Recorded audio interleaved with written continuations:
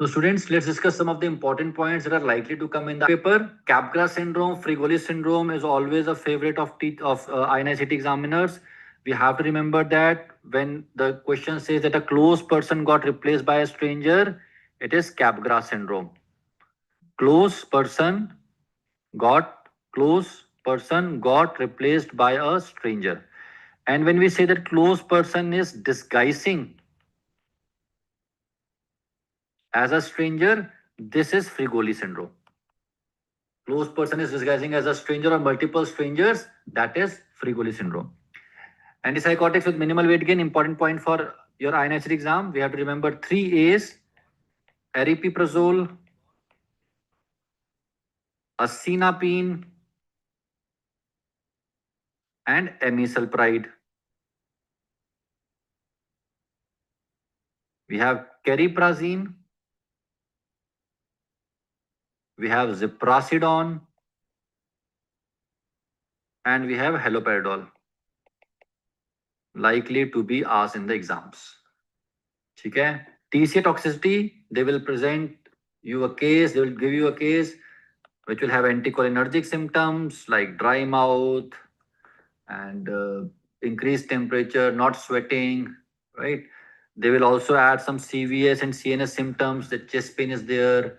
There is decreased respiratory rate. There may be convulsions, and they will probably throw the ECG findings. We know that prolonged QRS interval is the most important ECG finding. If the QRS interval is more than 100 millisecond, we have to initiate the treatment in the form of sodium bicarbonate. One of the favorite questions likely to be asked in the exams. Antidepressant with minimal sexual side effect, another important question. Bupropion is one, mirtazapine is another, and agomelatine is the third one. Remember, likely to be asked in the exam. In the OCD treatment, remember that the first line treatment would be your medical treatment would be your SSRIs or clomipramine. If you have to pick one, you will pick SSRIs. Often the patient do not respond completely to SSRIs or clomipramine, then you have to augment.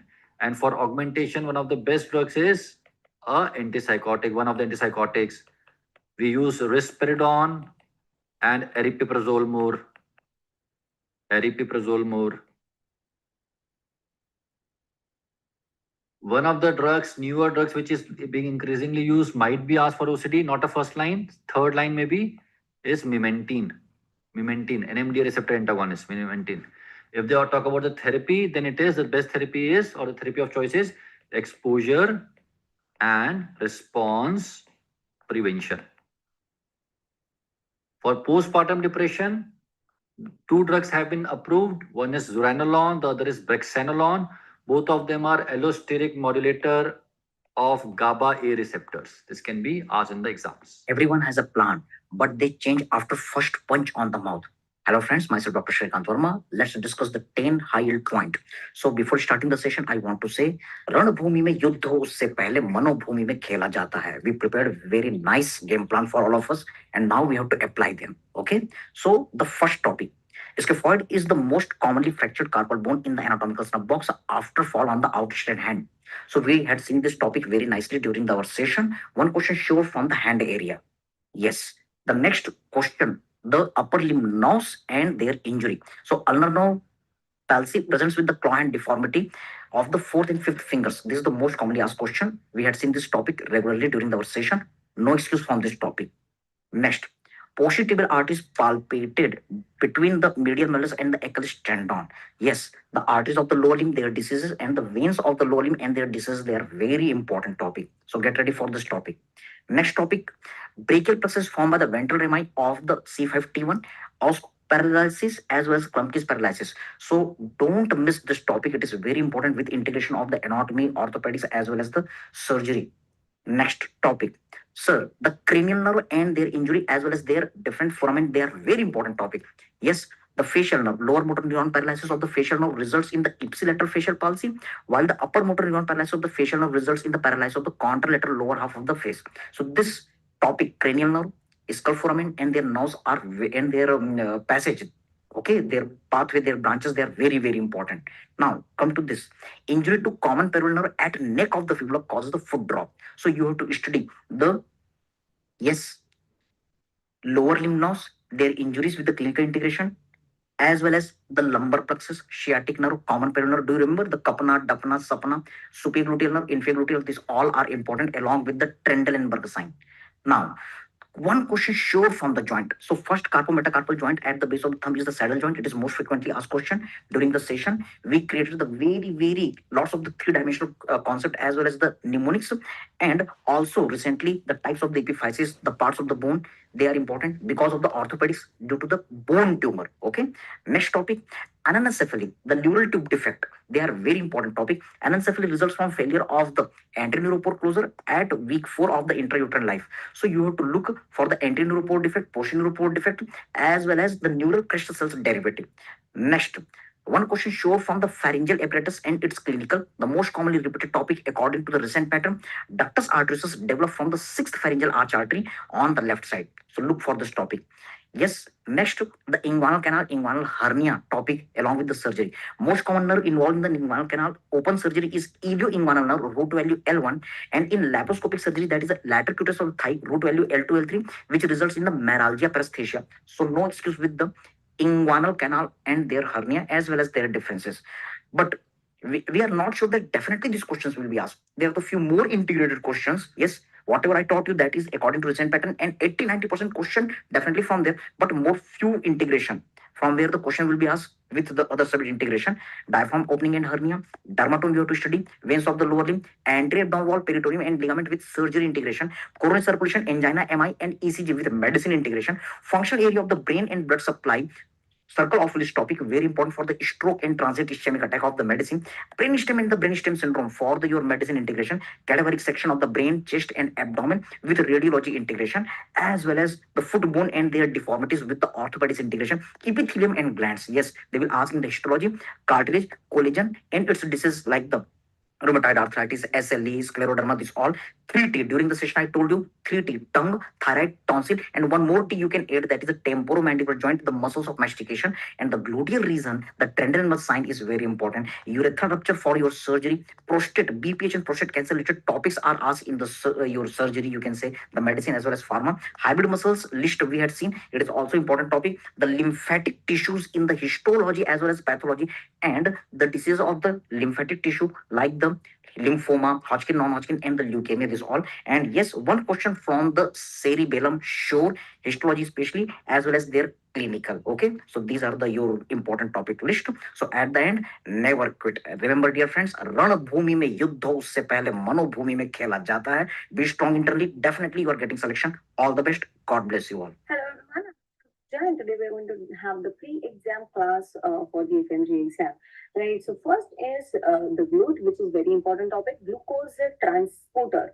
If you have to remember only two, just remember these two. GLUT4, fourth alphabet in the English language is G. So please remember GLUT4 are insulin dependent transporters, which are going to be found in the skeletal muscle, heart, and adipose tissue. Utmost important, right? Then GLUT2, two times if in is coming, that means insulin independent glucose transporters are nothing but GLUT2, which are found in the liver, kidney, beta cells of pancreas, that is beta pancreatic beta cells, and in the GIT, right? Next is your Siddhans and Sunderland's classification of the nerve injury. Continuously they are asking the question on this. Suppose this is the normal nerve. See, I'm zooming it in. What you can see over here, inside you are going to have the axon. Axon is covered with the myelin cells, right? If let's say the myelin is damaged, axon is intact, even the connective tissue covering, you can see the three connective tissue covering. First is the purple color connective tissue covering, which is nothing but the endoneurium. Then the yellow color one is nothing but the perineurium, and the outermost is epineurium. I told you, first come E, then come P, then come E and P both, right? That's how you can remember. So if only the myelin sheath is gone, you're going to call it as neuropraxia, just the pressure compression injury, such as Saturday night palsy, the crutch palsy, and honeymoon palsy, right? So neuropraxia, which is the Siddhans classification of 1 degree, like first degree neuropraxia, first degree of Sunderland's as well as Siddhans classification. Second degree of both Siddhans and Sunderland's classification, how they are going to ask that all the connective tissue nerve sheath is intact, just the axon is damaged with the myelin sheath, right? So now the axon has also damaged, so I'm going to call that as axontomesis because axon has damaged, right? Which is the second degree of both Siddham and Sunderland's classification. Now, Sunderland classification only has 3 degrees. So third degree is going to be neurotomesis, which is going to be the fifth degree of Sunderland's. What is the Sunderland's third degree classification? If with the axontomesis, that means the damage to the axon, the endoneuron is gone and the perineurium and endoneuron is intact, that is nothing but the third degree, right? If with the axonal damage, endoneuron as well as the perineurium is gone, that you're going to call it as the fourth degree, and E, P and EP all are gone. Whole neuron is cut. You're going to call it as neurotomesis, which is fifth degree of Sunderland's classification, and Sedan's ka third degree, right? Remember that. Mostly they're going to ask a question on the axontomesis. Till now they have asked on this. How they're going to ask, what will be the language? Nerve sheath is intact, axon or just the neuron is damaged, right? As soon as you see nerve sheath is intact, that means all three layers are intact. Endoneurium, perineurium, epineurium. That means it is axontomesis. OHGC curve, oxygen hemoglobin dissociation curve, very, very important. Just remember, you have to put a right tag on this. You have to increase your right tag. So whenever, what do you mean by tag? Whenever you have increase in temperature, acid glycolysis or 2,3-DPG, tag, right? So TAG, whenever you have increased in the tag, you're going to have a right shift, right? Whenever you're going to have increase in the temperature, increase in the acid, increase in the glycolysis or 2,3-DPG. If you increase the acid, mind you, the pH is going to decrease. The CO2 is also the acid, H plus acid and lactic acid. If you're increasing the CO2, there will be decrease in the partial pressure of oxygen, which is nothing but hypoxia, right? And all these conditions can occur in the exercise. Whatever I have written on the slide, they're going to cause the right shift. Except these conditions, whatever condition they have given, stored blood, decrease in the temperature, decrease in the acid, decrease in the glycolysis, decrease in 2,3-DPG, fetal blood, that is fetal hemoglobin, right, which is going to have gamma chain, which does not bind to 2,3-DPG, right? All these conditions are going to cause left shift. Methylhemoglobinemia, thalassemia, CO poisoning, whatever they give is going to cause left shift, which is not written on the slide. These only conditions which are written on the slide, they are going to cause a right shift. Typical question on the oxytocin, which is released by the paraventricular nucleus, paranucleus, which is going to develop the pyar, that is the love between the mother and the child, right, or the kid. They have given the diagram-based, image-based question also, so remember that. Milk ejection reflex, suckling reflex, milk let down reflex, or galactokinesis, one and the same thing, right? This is nothing but your milk let down reflex, breast cramp during the breastfeeding because of the myoepithelial cells are going to contract.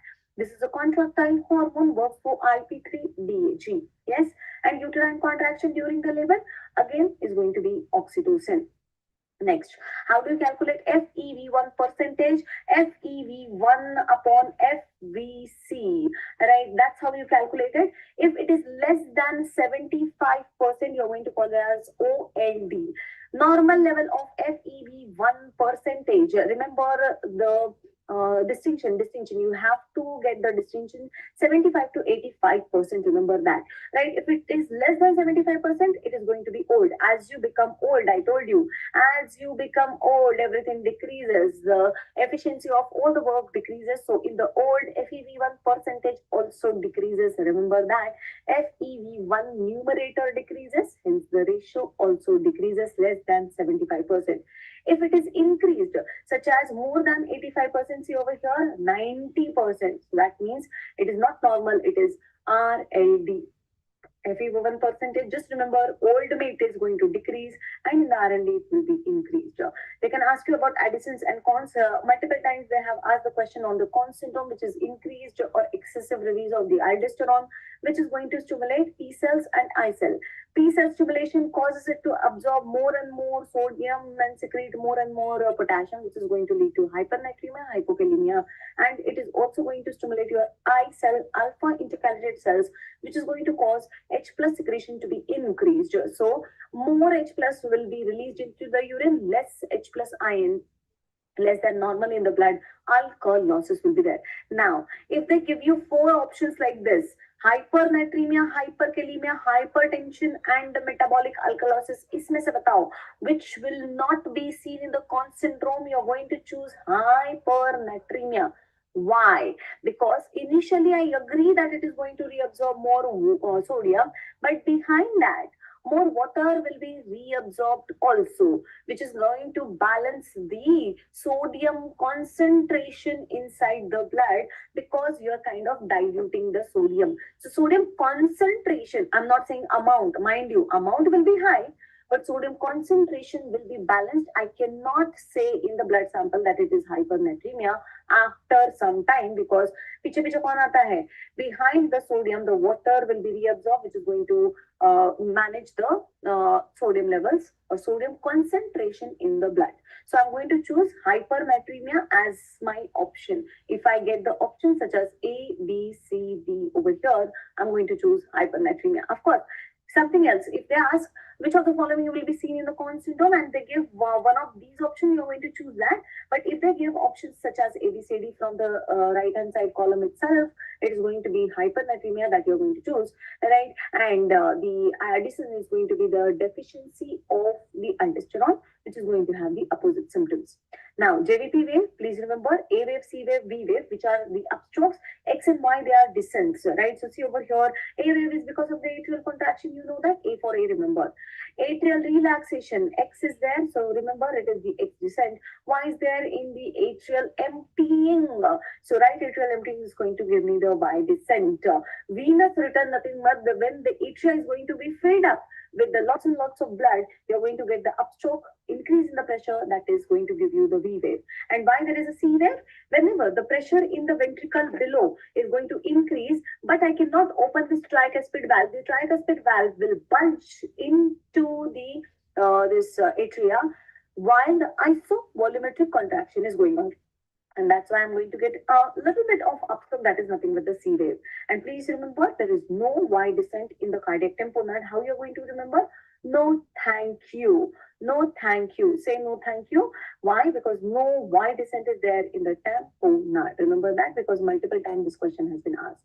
Wernicke's and Broca's sensory area is present in the superior temporal lobe, which is nothing but responsible for understanding of the speech. If that is defective, the understanding or comprehension of the language will be gone, which is going to be having fluent speech but does not make any sense, nothing but nonsense or sensory aphasia. But who is responsible for talking? बोलना के लिए कौन responsible है? बोलना के लिए Broca's is responsible, which is present in the inferior frontal lobe, right? Which is nothing but Broca's area. Area number, this is area number 22, which is Wernicke's, and this is area number 44, which is Broca's. Please remember, motor speech will be defective. He will try to speak, but he will not be able to talk fluently. That is nothing, no lag was there. It is just non-fluent example I have shown you. He is going to have the slurring of the speech. Fluency will be lost, right? That is known as motor aphasia, but comprehension will be intact. Next, what about ADH? Remember, ADH, yes, I agree that with ADH, you're going to have extra 10 to 12% reabsorption of water, which is extra. But if they ask maximum water reabsorption, regardless of ADH, whether it is present or absent, if they ask maximum water reabsorption, as soon as you see the word maximum, you're going to mark it as PCT, whether they write with the ADH or without the ADH. Why? Because even without the ADH, PCT causes 60 to 70% of the water reabsorption, minimum water reabsorption, which is obligatory water reabsorption, which is much, much more than the 12%, right? 60 is always more than 12, right? That's why you're going to mark PCT. It doesn't matter whether the ADH is present or absent. The last scenario, acid-base disorder, always look at the pH first and decide whether it is acidosis or alkalosis or what is it, right? What is the normal pH? Normal pH is 7.35 to 7.45. If the pH is less than 7.35, I'm going to call it as acidosis. If the pH is more than 7.45, I'm going to call it as alkalosis. Then I'm going to decide whether it is respiratory or metabolic. Now you're going to check the PCO2 levels. What is the normal PCO2 level? 35 to 45 mmHg, because it's a partial pressure of the gas, right? Now, if the PCO2, let's say, is more, what is it? It is the acid of the respiratory system. If the acid of the respiratory system is higher, what is going to happen? That will be respiratory acidosis, right? But I need the pH to be less than 7.35, right? Opposite thing, that means the alkalosis, that is, if the acid of the respiratory system is lesser, low PCO2, less than 35 mmHg, I'm going to call it as respiratory alkalosis. The pH should be more than 7.45. Now, if the pH is less, but there is no problem in the PCO2, rather there is a problem in the bicarbonate, or there is a disturbance, imbalance in the bicarbonate, what is the normal value? According to physiology book, 22 to 26 milliequivalent per liter. According to some medicine book, it is 28 milliequivalent per liter. Don't worry, they are going to give it more than 28 if they want to give it more, right? So if I say that this is the bicarbonate, which is buffer, or the alkali, if the alkali is increased, of course the alkalosis is going to occur. This is because of the problem in the renal system, not in the respiratory system. So if the pH is more than 7.45 and the bicarbonate levels are high, I'm going to call it as metabolic alkalosis. The levels will be given more than 28 milliequivalent per liter. Opposite thing, if the pH is less than 7.35, there is no problem in the PCO2 levels, but the low alkali is there, that means it is acidosis, pH is lesser, right? And low bicarbonate is there, that means there is no problem in the respiratory system, it's a problem of renal system. I'm going to call it as metabolic alkalosis. So that is all from my side. I hope you like the session. Thank you very much. Hello friends, now we discuss 10 important points of biochemistry. First, insulin increases the concentration of glucose transporter 4 at heart, skeletal muscle, and adipose tissue. So in overnight fasting, insulin level will be decreased. So glucose transporter 4 concentration will decrease at heart, skeletal muscle, and adipose tissue. Liver is the organ which can synthesize ketone body but can't utilize ketone body due to deficiency of enzyme thiophorase. Thiophorase is deficient in liver, that's why it can't utilize ketones. Vitamin B1, thiamine deficiency. To detect thiamine deficiency, we check RBC transketolase activity. T4 thiamine, T4 transketolase. Vitamin B2 riboflavin. To detect B2 deficiency, we check RBC glutathione reductase, mnemonic ribbon, riboflavin as ribbon, glue, ribbon and glue. B6 pyridoxine. We check RBC transaminase or tryptophan load test question. Frequently asked. Folic acid. We check by Piglu test, Piglu excretion. Folic acid deficiency, Piglu test is positive. Histidine load test. B12 deficiency, serum methylmalone level is increased. Point 4, enzyme inhibition, competitive inhibition. D maximum remains same, Km increases.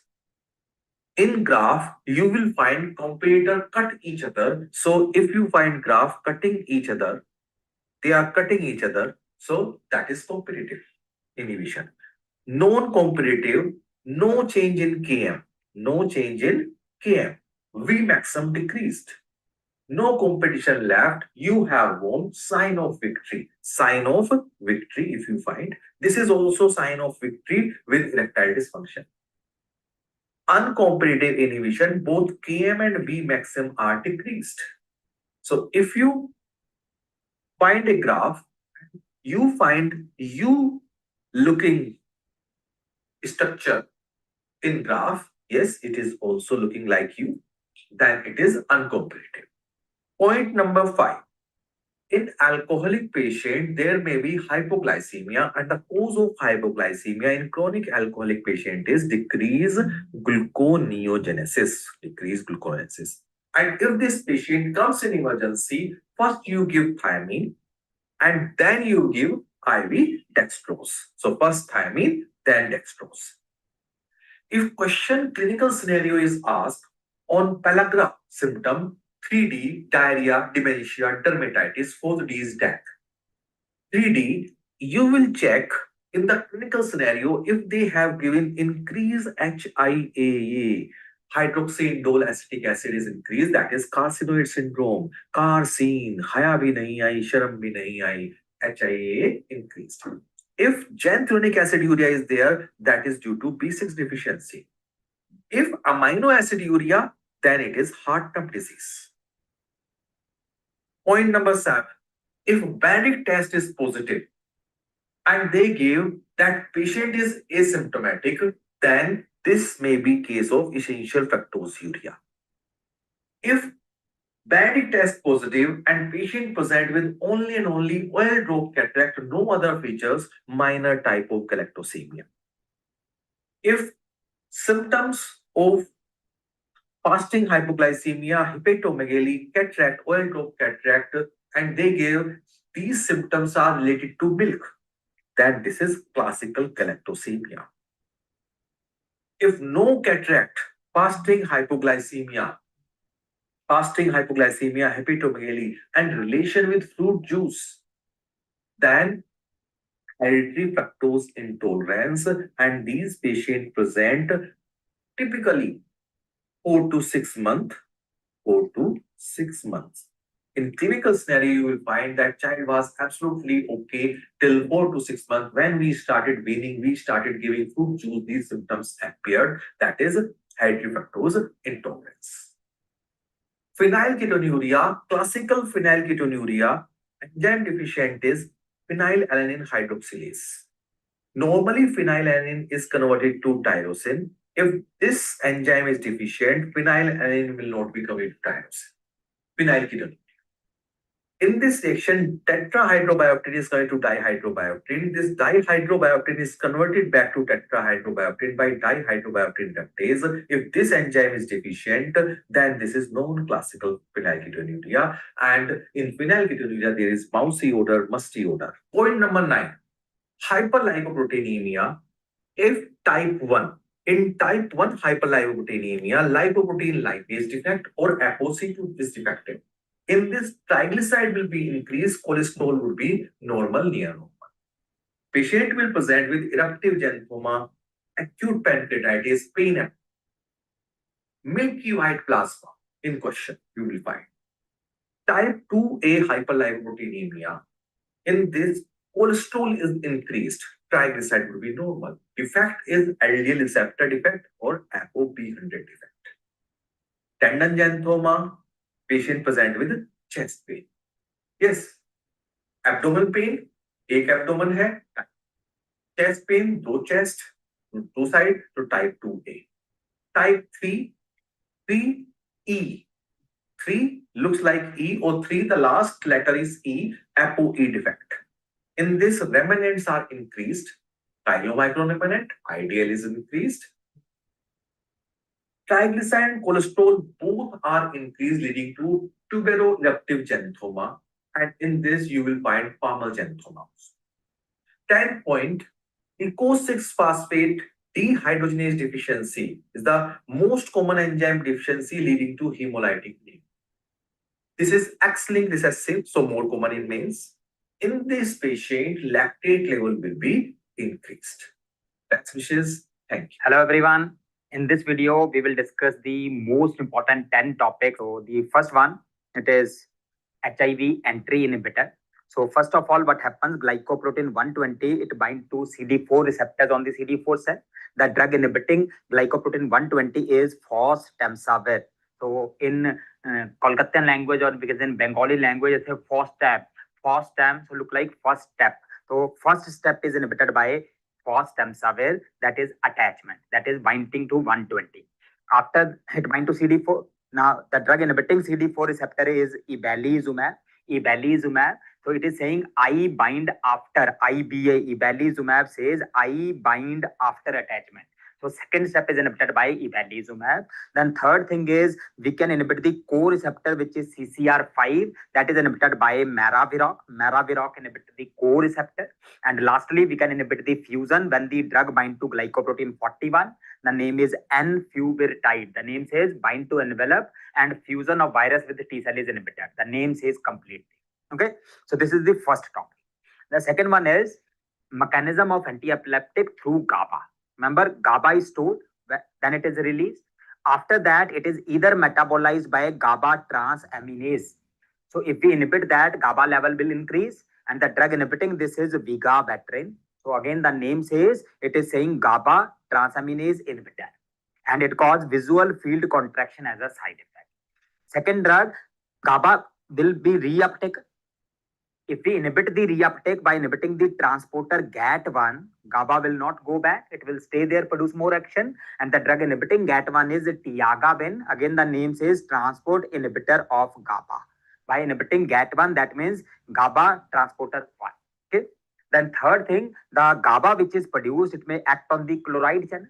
So the drugs modulating the chloride channels are barbiturates and benzodiazepines. Okay. So you should be thorough about these.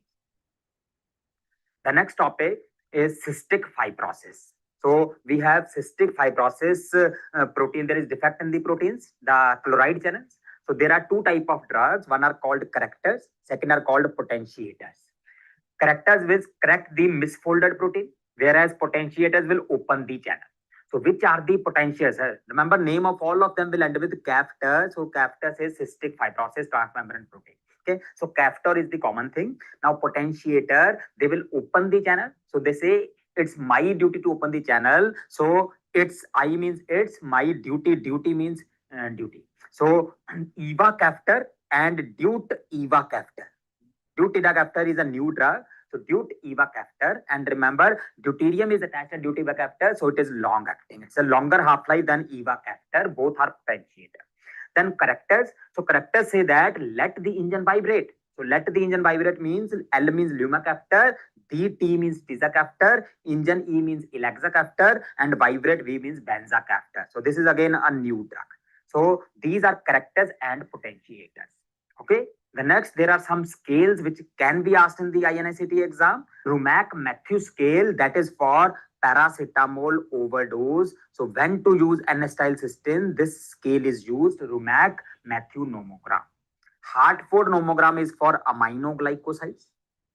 Naranjo scale is for adverse drug reactions, and Matske scale is for vancomycin. So remember these scales. The next one you all must be knowing about Line-Weaver-Burke plot, how to know which type of enzyme inhibition it is. It's a plot between 1 by S and 1 by substrate and 1 by reaction velocity. So in competitive inhibition, you can remember the lines will cross at y-axis. If the lines cross, C means competition, C means cross. If the lines cross at y-axis, it is competitive. On the other hand, if the lines start from x-axis and they go away, just like your x, they go away, but mere yaar dada koi competition nahi, so x da koi competition nahi, so that is non-competitive inhibition. Now, if the lines are parallel, it is uncompetitive inhibition. You can see the U, if we draw parallel lines and then meet them, it becomes U. So U means uncompetitive, they are parallel lines. And if the lines are crossing but not on y-axis, anywhere else, the lines are crossing somewhere else, then it is mixed inhibition. Okay, so remember these type of inhibitions. Next is different type of effect on blood pressure. Drugs producing different effects on blood pressure. So biphasic response, BP increase also, decrease also, produced by adrenal. Then only increase with the bradycardia, it is produced by noradrenal. Only decrease with increase in heart rate is produced by isoprenaline. Then if we give alpha blocker first and then give adrenaline, then BP only falls, BP do not increase. So normal effect is reversed. So this is known as vasomotor reversal. Now, if the graph keep on decreasing with same dose we are giving, graph keep on decreasing, it is a tachyphylaxis. Tachyphylaxis shown by ephedrine, tyramine-like drugs. And lastly, after giving atropine, normally acetylcholine produce bradycardia, decrease in heart rate. But after giving atropine, high dose of acetylcholine is increasing the BP and heart rate. This is called the nicotinic effect of acetylcholine. Okay, so these graphs are also important. The most important anti-diabetic drugs are gliflozins. Gliflozins are SGLT2 inhibitors. So what is important to remember about them? Their name ends with gliflozin, canagliflozin, dapagliflozin, empagliflozin. Plenty of drugs are there. So what is important that they are used in type 2 diabetes mellitus, and they have two special advantages. They are very, very good for heart. They have protective effect on heart. In fact, they are approved in congestive heart failure. They can decrease mortality. Second, they are very good for kidney also. They prevent the progression of kidney disease in diabetes. So these are the two special points. Major side effect you need to remember. One obviously is UTI because glucose goes in urine. But second, very important, if we use them in type 1 diabetes and stop giving insulin, they can lead to euglycemic ketoacidosis. Euglycemic ketoacidosis. Okay. Then adverse effect of anti-HIV drugs are important. Zidovudin, if you are very जिद्दी तो आपकी हड्डी तोड़ देंगे, marrow suppression हो जाएगी, bone marrow suppression. Abacavir cause MI, आपके अब्बा को पता लग गया कि क्या हरकतें करते तो उनको हार्ट अटैक हो जाएगा. जेलसिटाबिन खाने से मुंह जल जाता है, aphthous ulcers. Emtricitabine cause tree like pigmentation on palm and soles. Didanosine, दीदी को पैनक्रियाटाइटिस हो गया. Stavudin cause peripheral neuropathy. So PNS, peripheral neuropathy caused by stavudin. Efavirenz खाने से weird behave करेगा, weird. It will cause altered mental status. Nevirapine पीने से liver खराब हो जाएगा, hepatotoxicity. And Navirs cause lipodystrophy syndrome. That means metabolic side effects. Then lastly, we need to know about antidotes. I hope you all know by now. Beta blockers, glucagon. Organophosphate poisoning is atropine. Benzodiazepine is flumazanil. Same is zolpidem also flumazanil. Cyanide poisoning, hydroxocobalamin. Methanol poisoning, it is fomepizole. And if that is not given, ethanol. Same is for ethylene glycol. Fomepizole first. Second choice is ethanol. Iron poisoning, acute iron poisoning, desferrioxamine. And chronic iron poisoning, deferripiron. Acetaminophen or paracetamol, everyone knows. N-acetylcysteine. Valproate is L-carnitine. Atropine is physostigmine. Heparin, protamine sulfate. And warfarin, vitamin K. So these antidotes are very important. So lastly, new drugs. We already discussed duty ka after. Duty we already discussed potentiator. My duty to open the channel. And Tiza and Vanzacaftor are correctors for cystic fibrosis. Then sulopenem is a new carbapenem. Just like meropenem, it is indicated in UTI. Olezasiran, arsen is antisense oligonucleotide, and the name says oil ESA. So it will make oil easy. Oil means chylomicron. So it is used for chylomicronemia. Carbidopa, phoscarbidopa, phoslevodopa. These are the products of carbi and levodopa. They are used for on-off phenomenon in Parkinsonism, late Parkinsonism. Atrasentan, sentan means endothelin antagonist. Ant-N, the name ended with Ant-N. Endothelin antagonist. They are for primary IgA nephropathy. Fitusiran is a small inhibitory RNA.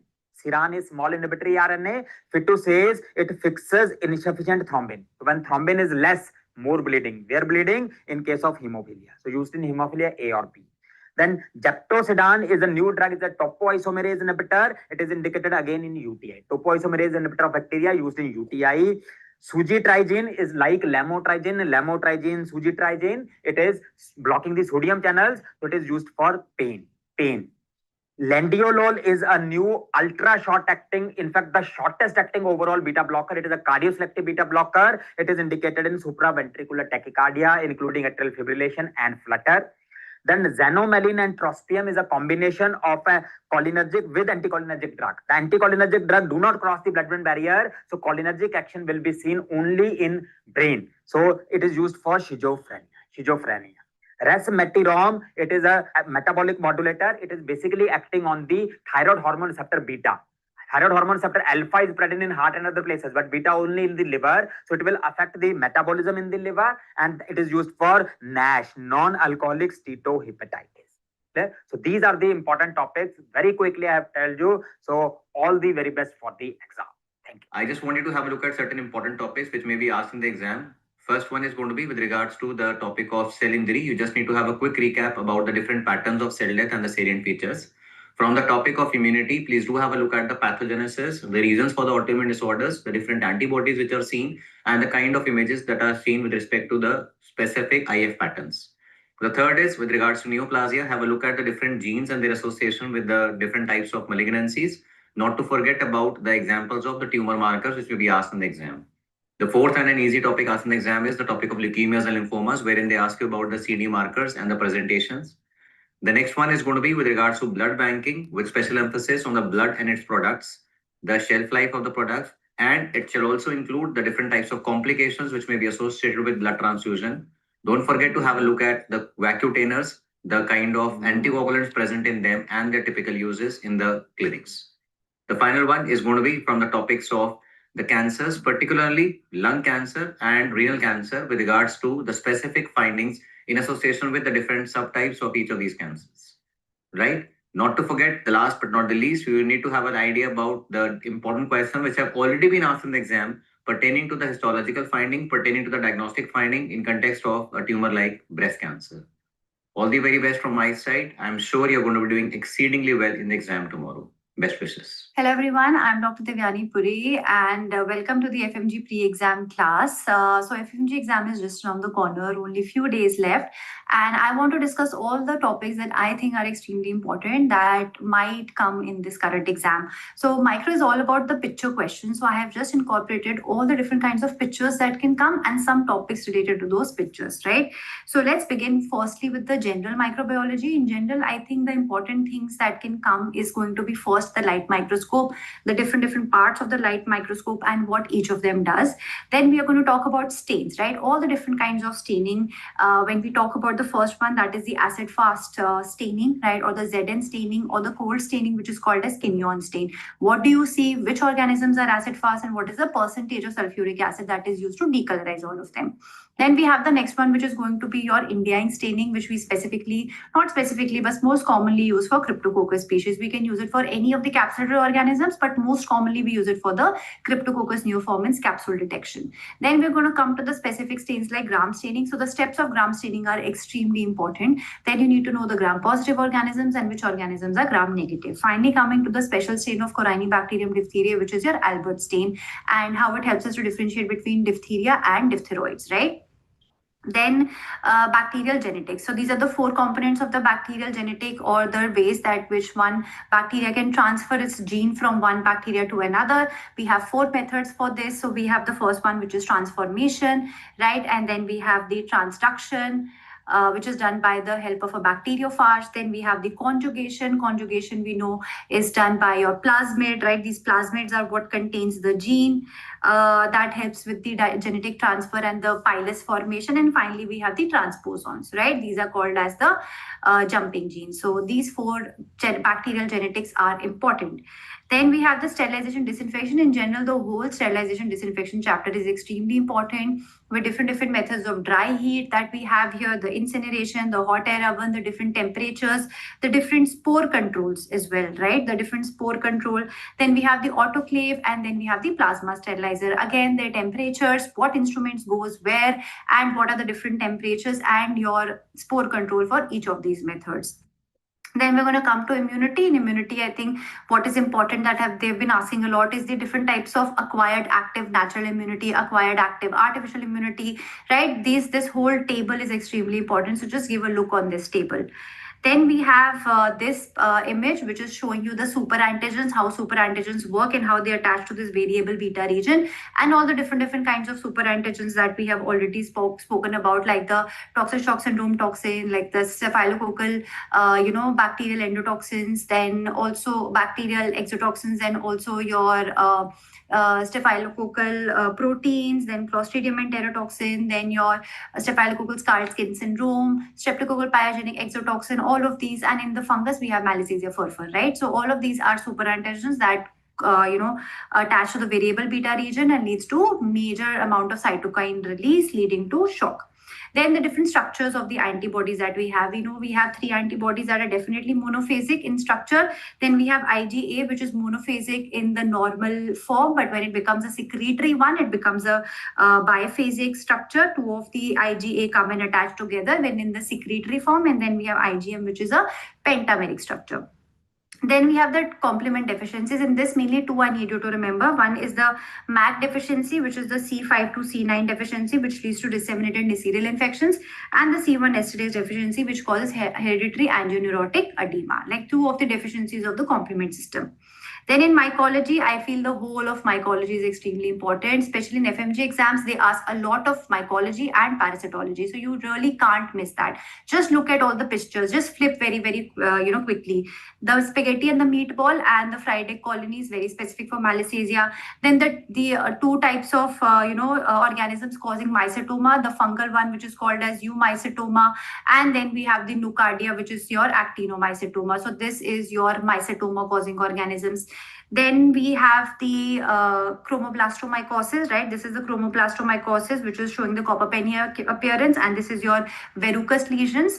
So this is again for chromoblastomycosis. Then we have the sporotrichosis, which shows the cigar-shaped yeast cells in the direct samples, and then this is what we grow in the lactophenol cotton blue. After that, we will do the staining, and this is what we see as the flower arrangement. Then we come to Candida. Candida, oral candidiasis, different types of candidiasis, budding yeast cells with pseudohyphae. This is what we see. Then we can also see the chlamydospores on the cornmeal agar. This is your Sabrots dextrose agar, on which you see the white creamy pasty colonies for the for your Candida, and also for other yeasts, and also for your high chrome agar. High chrome also you need to know the different colors that can come from different species of Candida. Then this very important mucor species, which is showing your broad aseptate hyphae that are branching, wide angle, all of those things. Very different from the aspergillus, right? Aspergillus is completely opposite to your mucor. It is showing your thin septate hyphae with acute angle branching, right, causing a lot of pulmonary problems. Finally, we have this, which is your pneumocystis, which shows this crushed ping pong ball appearance, which mainly causes problems in the pulmonary area in your HIV patients.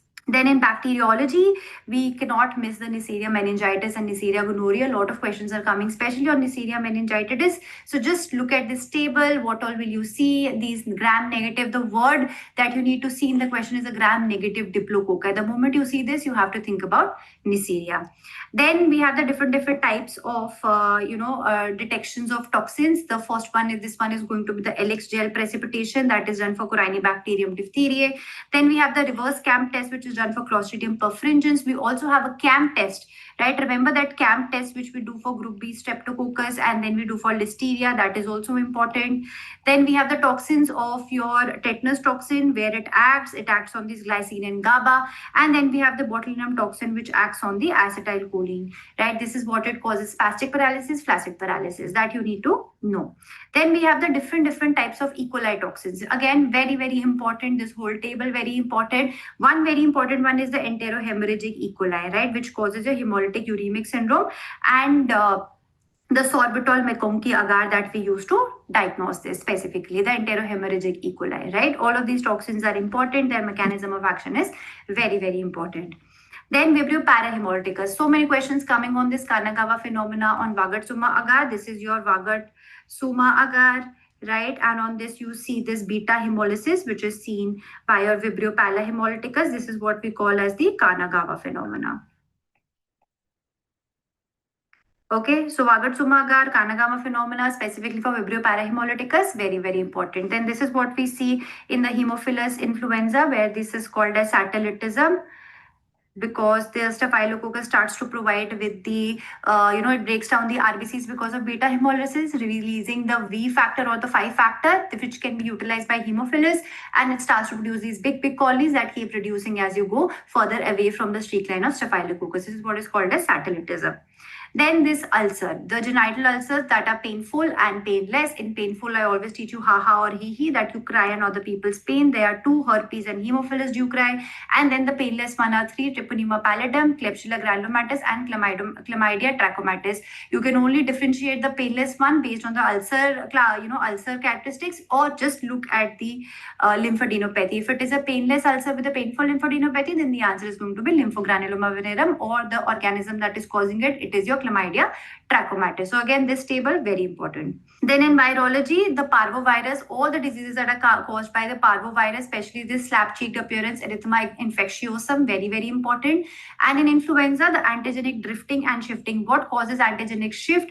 The small mutations. The drifting is by small mutation, the shifting is by your genetic reassortment. This has also come a lot of times in the exams now. Moving on to parasitology, Naegleria fowleri, because recently there was an outbreak, so I feel it might be important. So just look at this table of Acanthamoeba and Naegleria fowleri, which causes primary amoebic meningoencephalitis, right? And you might be given a history of some swimming in the freshwater lakes or ponds. So just look at that history. Just remember, Naegleria causes an acute onset infection versus Acanthamoeba causes a subacute infection.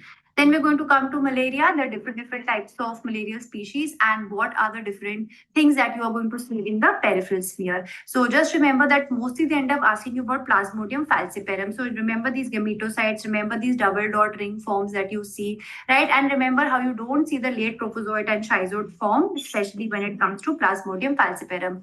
Malignant malaria is caused by Plasmodium falciparum. Cerebral malaria is caused by Plasmodium falciparum. Very, very important again, right? Then we have the three types of coccidian parasites that are your Cryptosporidium, Cyclospora, Cystoisospora. Remember their sizes and remember how they are the acid-fast organisms. Then they cause persistent, the moment you see watery, persistent, non-bloody diarrhea, especially in people with HIV, you have to think about the coccidian parasites. Then we're going to talk about the nematodes. When we talk about the nematodes, we have to think about all the different kinds of eggs, all the different kinds of infective forms, then their common names, and what all diseases do they do. Like we know that trichura causes, most commonly it causes some kind of a rectal prolapse. Enterobius vermicularis, extremely important. One parasite you can't leave, it's going to be the Enterobius vermicularis. And nowadays, even strongyloids has been asked a lot commonly. So this brings us to the end, and I hope that this is kind of will help you, and I hope all the questions come from this. Just remember, there is no scope for self-doubt. You have to keep going. Take that leap of faith, jump and take that step. Just do revision, revision, revision. And I am very, very sure that you're going to come out with flying colors. You're going to pass this FMG exam. I believe in you, and just believe in yourself. So thank you so much for listening to me. Hi, everyone. So a very all the best for your upcoming exam, and let us start the discussion, a last class kind of discussion on the most important topics, okay, which are continuously being asked in different FMGE exams. So first thing, a very important thing is police inquest and magistrate inquest. Police inquest section is 194 BNSS. Magistrate inquest section is 196 BNSS. It is done in few conditions only, that is dowry death, exhumation, and what else? Custodial death, any kind of custody. And please remember that now all of these can be done by executive magistrate. Earlier there was a distinction that custodial was to be done by judicial, but as per the new law, all of these can be done by executive magistrate. Okay, and apart from that, they can be any other condition also if required. For example, if the magistrate thinks that the police has not done its work properly. Now then, in the stains, three kind of stains. If there are dark brown rhombic crystals, then it can either the Florence test, which is for semen, or it can be Tickman test, or Heman test, which is for blood, either of them. Okay. When there is a yellow needle-shaped crystals, it is basically Barberio test for semen. And if it is pink feathery crystals, then it is Takayama test or hemochromogen test for blood. Clear? And please remember that Florence test is presumptive, Barberio test is presumptive, but this for blood and Takayama, these are confirmatory. Then primary blast injury, basically there is injury due to blast wave, high pressure wave, mainly hollow organs injured. In case of air blast, it is tympanic membrane followed by lungs, followed by GIT. In case of underwater blast, it is mainly GIT. Secondary blast injury occurs due to small objects, flying of small objects like debris, bomb fragments. Okay, and there is a Marshall's triad occur. Marshall triad. There is multiple small punctate lacerations, abrasions, and contusions. Tertiary blast injury occurs due to high velocity wind. Here the victim is thrown away. And quaternary blast injury includes any other. For example, respiratory injuries due to gases, respiratory injuries due to gases, injuries due to burns, etc., etc. Okay. Then, criminal responsibility of mentally ill in India is defined under 22 BNS, which is derived from McNaughton's rules. But there are other tests also. You should just know their names: irresistible impulse test, Durham's rule, Curran's rule, American Law Institute test, and doctrine of partial responsibility. For Durham's rule and Curran's rule, you should know the definition also. Durham's rule is anything which is a product of mental disease and defect. So D here, D here, D here. Curran's rule is C for Curran's rule. It's not responsible if didn't have the C for capacity to C for conform to requirements of the law. Okay. Then very common question: opioid versus cocaine versus doTERA versus organophosphates. When will you choose opioid as the answer? When the person is comatose, and especially when the respiratory rate is very low. Respiratory rate is very low. Pinpoint pupil. Pinpoint pupil. These are the characteristic features. Cocaine you will choose when there is increased stimulation of brain and increased stimulation of heart. So there will be increased BP, heart rate, okay, arrhythmias, sympathetic stimulation basically, seizures, etc. Okay, in Dhatura, there will be some features similar to cocaine. There will be BP, heart rate and all, but the most important thing is there the person will be, the body secretions will be dried away, all dry secretions. Okay, so some features similar to cocaine plus body secretions dried away. In organophosphates, the main thing that you are going to see is increased body secretions. Increased body secretions. If you remember the mnemonic, dumbbells. Dumbbells. Okay. Then, if we talk about the snake bite, if it is mainly neurological symptoms, then there can be two situations: significant local symptoms and minimal local symptoms. With significant local symptom, it will be cobra. Minimal local symptom, it will be crate. And only vasculotoxic symptom will be saw-scaled viper. And both vasculotoxic and neurotoxic will be Russell's viper. Russell's viper. Okay. Then antidotes, very important for both methyl alcohol and ethylene glycol. The main antidote is either you give fomepizole, that is 4-methylpyrazole, that is the main antidote, or you can give ethyl alcohol. Ethyl alcohol. This is preferred, fomepizole. Benzodiazepine, the antidote is plumazanil. Opioid, the antidote is naloxone. Sympathomimetic like cocaine, the antidote will be diazepam. For anticholinergics, the antidote will be a cholinergic drug like Physo. Stigmine. For cholinergic poisons, the antidote will be atropine. Atropine. Okay. For thallium, special antidote, we have potassium, ferric, ferrocyanide.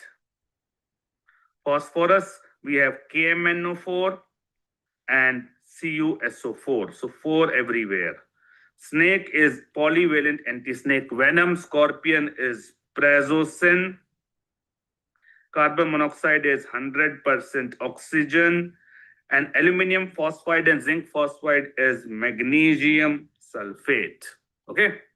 Then methemoglobinemia, M for methemoglobinemia, M for methylene blue. Methylene blue. For cyanide, the best antidote is vitamin B12, hydroxycobalamin.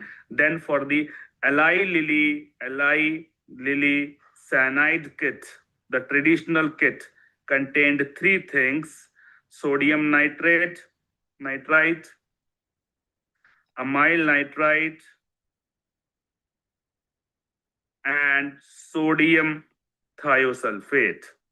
These are the main antidote. And also sometimes dicobalt EDTA.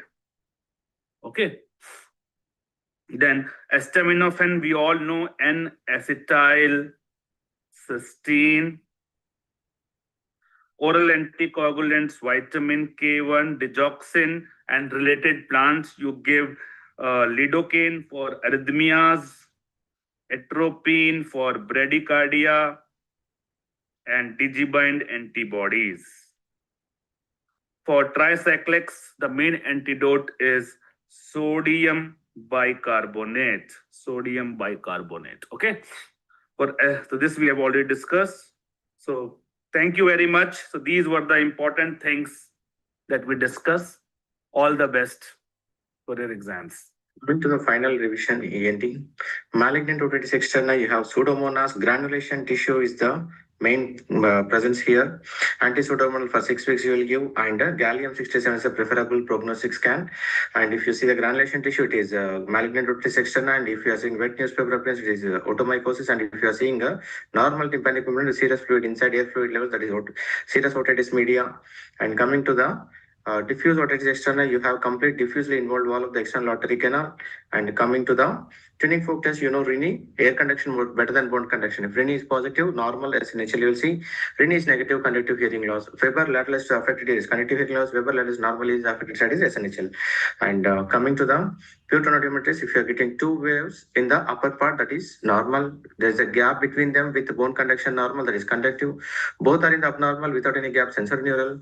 Both are in the abnormal range with a gap between mixed hearing loss. So if you see here, this is left, blue color is indicating left side, and red color is indicating right side. So there is a gap between these two. Bone conduction is normal. So this is left conductive hearing loss. This is right conductive, and this is right SNHL, and this is left SNHL. Now, if you have a gap between these 2 waves, and also they are in the abnormal range, mixed bone conduction normal, air conduction abnormal, gap in the conductive hearing loss. Both are in the abnormal range without any gap, sensorineural hearing loss. And so you have a dip at 4,000 Hz, it is noise-induced hearing loss. And if you have ascending Meniere's disease, and if you have dip at 2,000 Kerhertz, otosclerosis, and if you have middle frequencies affected, drop-shaped, banana-shaped, or a unilateral SNHL, that is acoustic neuroma. Impedance A is normal, S for sclerosis, D for discontinuity, and B most common clinically seen, OME and CSOM, and retracted negative pressure is CA. And otosclerosis, coming to otosclerosis, you have the Kerhertz squat sign, and most common females in pregnancy. And stepidotomy is the treatment of choice. You have Kerhertz notch here, and you have this is the SNHL pattern, and this is Meniere's, and this is your acoustic neuroma. And stepidotomy, this is a stapes piston. Stepidotomy is the treatment of choice. And coming to this, so this stepidotomy is always the treatment of choice in otosclerosis. And the glomus tumor, you have normal tympanic reddish mass inside the middle ear. Serous otitis in the CSM, you have perforation and discharge.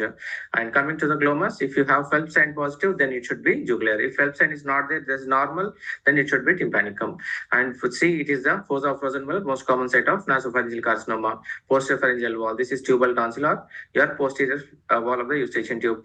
Tubal tonsillar, torus tubarius, you call it as a eustachian tube opening. Torus tubarius, fossa of frozen valve, posterior pharyngeal wall. And coming to this, posterior to inferior turbinate, eustachian tube opening, posterior to middle turbinate, sphenopartin foramen. And coming to the adult person infant, short, straight, and wide eustachian tube in infant, so more amount of URTI lead to more amount of acute otitis episodes. Serous otitis media, hardness of hearing will be there, and you have meningotomy in anterior-inferior quadrant, radial incision, and this is a grommet ventilation tube inserted. So here you will have conductive hearing loss and impedance will be of B type. So this is a serous otitis media, multiple air failure. This is meningitis bullosa, tympanic membrane, multiple bullae are formed. This is your acute otitis media, and this is your serous otitis media, and this is your acute otitis media, and this is your CSOM, and this is your glomus, right? So this is your CSM complications where you have a temporal lobe abscess, space of pain lesion in the brain. And autoacoustic emissions are the most common hearing screening test apart from VERA. And so most commonly is your linear acceleration is done by utricle and saccule. High frequency sounds are heard at basal coil. Low frequency sounds are heard at apical coil. And angular acceleration is done by detected by your semicircular canals. And coming to auditory pathway, E. colima, you have to remember. Coming to the BERA, apart from autoacoustic emissions, BERA is the another next one. Wave 5 is most prominent. You have to check for latency. And now coming to Meniere's disease, you have the hearing preserving and hearing sacrificing. Investigation of choice is electrocochleography. SB by AB is more than 30%. Ascending audiogram you will be having. And apart from acoustic neuroma, you will have unilateral essential with tinnitus, middle frequencies affected, investigation of choice gadolinium MRI, ice cream cone appearance, and Antonia Anthony P. Patterns. Treatment of choice is surgical excision and stereotactic radiotherapy, second option. And coming to the BPPV, so short episodes, on position change it will be there. Dix Hallpike 45-30 is the diagnostic, Eplis is 45-30, 90-90. If it is not resolving with Eplis, then singular neurectomy. And coming to the cochlear implant, you have digital processor, amplifier, external transmitter, internal receiver, intracochlear electrode, grounding or earthing electrode. And so this is your bulla ethmoidalis, and the anterior most are your agar nasal, frontal, this frontal, and you have sphenoid posteriorly. And onody cell is related to optic nerve, and halar cell is present at the floor of the orbit, right? So this is your onody cell. And this is your halar cell at the floor of the orbit. So whenever there is a trauma nose, deformed nosal deformity, do it after 5 to 7 days for edema to reduce. So here you use for septal forceps, you have Asch forceps. For nasal bones, you have Walsham's forceps. And this is your Cottl's maneuver, BPPV 45-30, 90-90, Heimlich maneuver, and Trotter's method for epistaxis. And you have septal hematoma. So where smooth rounded swellings on either side after trauma, incision and drainage is the treatment of choice. And coming to the next one, little seria Kieselbach's plexus, you have 4 arteries, except posterior ethmoid, all 4 arteries will form branches here. And most common set of epistaxis. Children is speaking, no speaking is the most common cause. Uterus posteriorly present, little seria anteriorly present. And you have Trotter's method for treatment of epistaxis. Then you have conservative, then you have packing, then you have ligation. Sphenopalatine is the first one to get ligated. Atrophic rhinitis, you have both blood and nerve elements completely atrophied. So you will give some irrigations, and if not, then go for young surgery, modified young surgery. Merciful anosmia will be seen here. And coming to allergic rhinitis, IgE type 1 happens, sneezing, watering, itching will be there. IgE and serum IgE and AC will be elevated. And if at all you have to choose one best treatment option, that is topical corticosteroid sprays. And almost the best, if this option is given avoidance of allergen, this is the best method. So vasomotor rhinitis, same symptoms, but serum IG and AC are normal. So video neurectomy is the treatment of choice here. Coming to rhinosporitis, multiple sporangia are present over here in the HPE. So cattle breeders, you will see the most commonly bleeding with the strawberry-like mass here. And this is your sphenoid sinus. This will be draining into the sphenoid ethmoidalis. Into the middle meatus, your frontal anterior ethmoid maxillary will be draining. Into the superior meatus, your posterior ethmoid will be draining. And fungal sinusitis, you have aspergillosis is the most common cause. Mycetoma within the maxillary, ball-like, and AFRS in ethmoidal. And invasive fungal aspergillosis most common. Least common is mucormycosis. Investigation of choice CT penis, which shows double density. And so this is your fungal ball, double density sign, and eosinophilic mucin in AFRS. And coming to the Waters view, you have, so this is your Waters view, nose chin position, maxillary sinus, Caldwell view for frontal sinus, and this is your Townes view for skull fractures. Sculler's view for mastoid. So this is your Waters view, this is your Caldwell's view for frontal sinus, Waters view for maxillary sinus, and submetavertical basis for sphenoid sinus. For sphenoid and others, and other views, Pierre's views where your Waters view with open mouth is Pierre view for sphenoid sinus, Rese's views for ethmoid sinus. So these are all the things you can go through once. Malignancy of sinuses, where you have to remember the Ongren's line. Below are good, above are bad. and you have this teardrop sign. And CSF rhinorrhea is the idiopathic. Trauma is the most common cause. Cribriform plate defect with the CSF will be leaking into the nose. So handkerchief, CSF will not stiffen. Nasal mucus will stiffen. Double ring sign, target sign, are also seen in traumatic CSF rhinorrhea. Central red spot, yellowish halo surrounding target sign. Beta 2 transferrin is seen in CSF only, not nasal mucus. High glucose levels are found in CSF only, not nasal mucus. So localizing sonography are to localize the site of the defect before surgery for planning, right? And coming to the abductors, posterior cricoid is the only abductor of larynx, and only tensor, most powerful tensor of the larynx is cricothyroid. All rest are adductors. Coming to nerve supply, all muscles of larynx except cricothyroid is supplied by RLN. Only cricothyroid is supplied by EBSLN. And sensory, above the level of vocal cords, IBSLN, below RLN. And you have left one longer than right one. So that's why more injured. Cardiovocal syndrome seen in left side vocal cord palsy. And piriform fossa. If you take piriform fossa, it is above the level of vocal cords, IBSLN. If you take post-cricoid area, below the level of vocal cords, it is supplied by RLN. And so if you have unilateral vocal cord paralysis, you have only voice problem. If you have bilateral vocal cord paralysis, you have breathing problem. And coming to this is your vocal nodules, bilateral, small, vocal polyp, unilateral large, vocal cyst, and ringis edema smokers. So, and this is your vocal nodules, carcinomas, ringis edema, and polyp. And this is your steeple sign seen in group. Acute epiglottis, you will see thumb sign. Right? And papillomatosis, you have 6 and 11, 3 to 5 years age of presentation. Inspiratory rider, surgical excision is the best, supraglottis is the most common site. And high lying larynx in infants, subglottis and narrow side in infants. So this is helps in feeding and breathing simultaneously. High lying larynx is responsible for feeding and breathing simultaneously. This is your laryngomalacia, most common congenital anomaly of the larynx. Vocal cord palsy, you know. Subglottic stenosis, cotton mouth grading is given. Grade 1, grade 2, grade 3, grade 4, 0 to 50, 51 to 70, 71 to 99, 100%. And coming to TNF staging, only one side or two sides are fixed vocal cords. T3, T4A, surgical excision, you will go for laryngectomy here. So T4A, pre-tracheal, I mean, you're anterior to the trachea, I mean, anterior to the thyroid cartilage. I mean, you're crossing the larynx borders or post-cricoid area it is going. Then T4B is still going much anterior or posterior to the vertebra, and T4B is completely distant spaces it is going to. So N1, 3 to 6, you know. And coming to the staging, so if it is stage 1 and 2, you will go for conservative. First, you will go for radiation therapy. So these tumors are highly radiosensitive. Nasopharyngeal carcinoma and aortic carcinomas are highly radiosensitive. Stage 3 chemoradiation, and stage 4 you go for laryngectomy. And this is the after surgery laryngectomy. So tracheoesophageal prosthesis. This is the best mode of rehabilitation for voice. Rehabilitation, electrolarynx and artificial larynx. And coming to airway management, first you go for cricothyrotomy. If tracheostomy is not available, if it is available, you directly go for tracheostomy. Immediately, you have no time, you have to somehow ventilate, go for cricothyrotomy first. Then this is temporary only. Then you have to go for tracheostomy for permanent airway establishment. And this is orotracheal intubation, this is Goodell's airway, oropharyngeal airway. And coming to foreign body, in the airway it is AP view. You see in the airway the coin is lodged like this, and in the esophagus the coin is lodged like this. And coming to the larynx, if it is a larynx, severe distress will be there, voice change will be there. If it is a trachea, palpable or audible third will be there. If it is a bronchus, whichever side the bronchus is affected, that side air entry will be affected. And if it is a unresponsive child, you start CPR regardless of the age. If it is a responsive child is conscious, normal, then less than 1 year, 5 back slaps or 5 chest thrusts, or more than 1 year, you go for Heimlich maneuver. And coming to this is your esophageal, I mean your juncus diverticulum, cos esophagus, bird beak appearance. This is your achalasia cardia, and this is your esophagus carcinoma.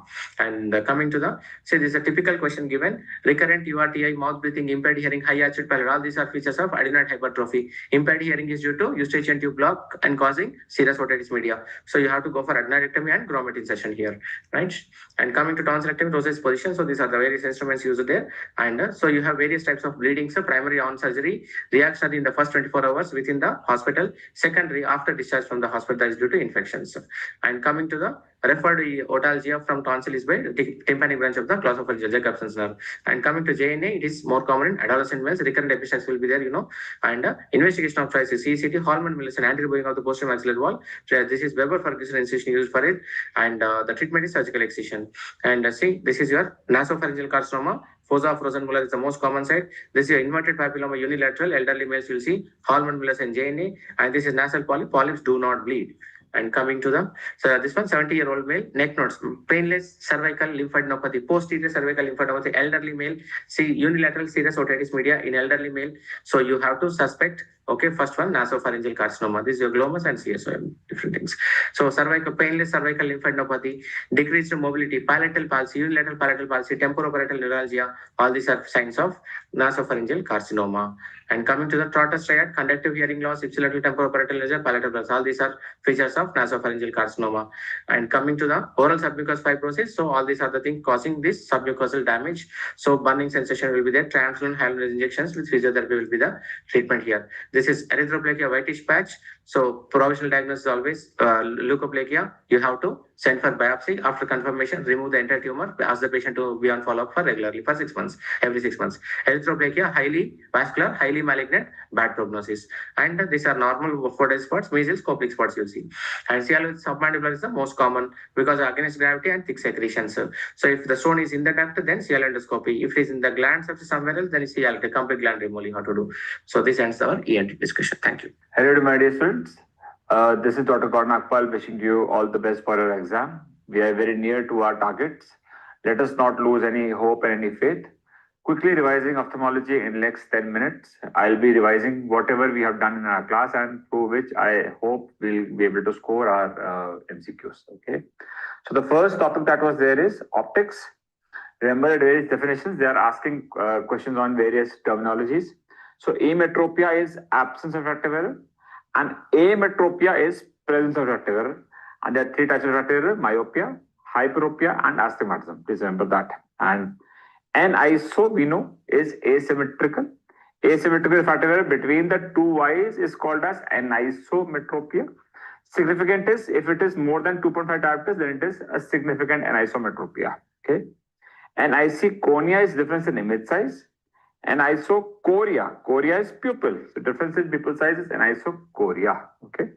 And astigmatism is when there is difference in refractive error between the different axes of the eye. So vertical, horizontal, remember that? In the same eye. So this is what the same eye. So do not get confused between these two eyes and the same eyes. Okay. So astigmatism and anisometropia are similar kind of terminologies, but you have to understand what is the question being asked. Astigmatism can be of two types. It can be with the rule or against the rule astigmatism. With the rule, we have learned minus at 180, minus we always write like this, minus at 180, and plus at 90, that is we always write like this. This is with the rule and against the rule. This we have done in our class. They can be asked on this. And please remember the diagram of astigmatism is Sturm's conoid. Okay. On next topic, which is conjunctiva. On conjunctiva, these are the various images that are there.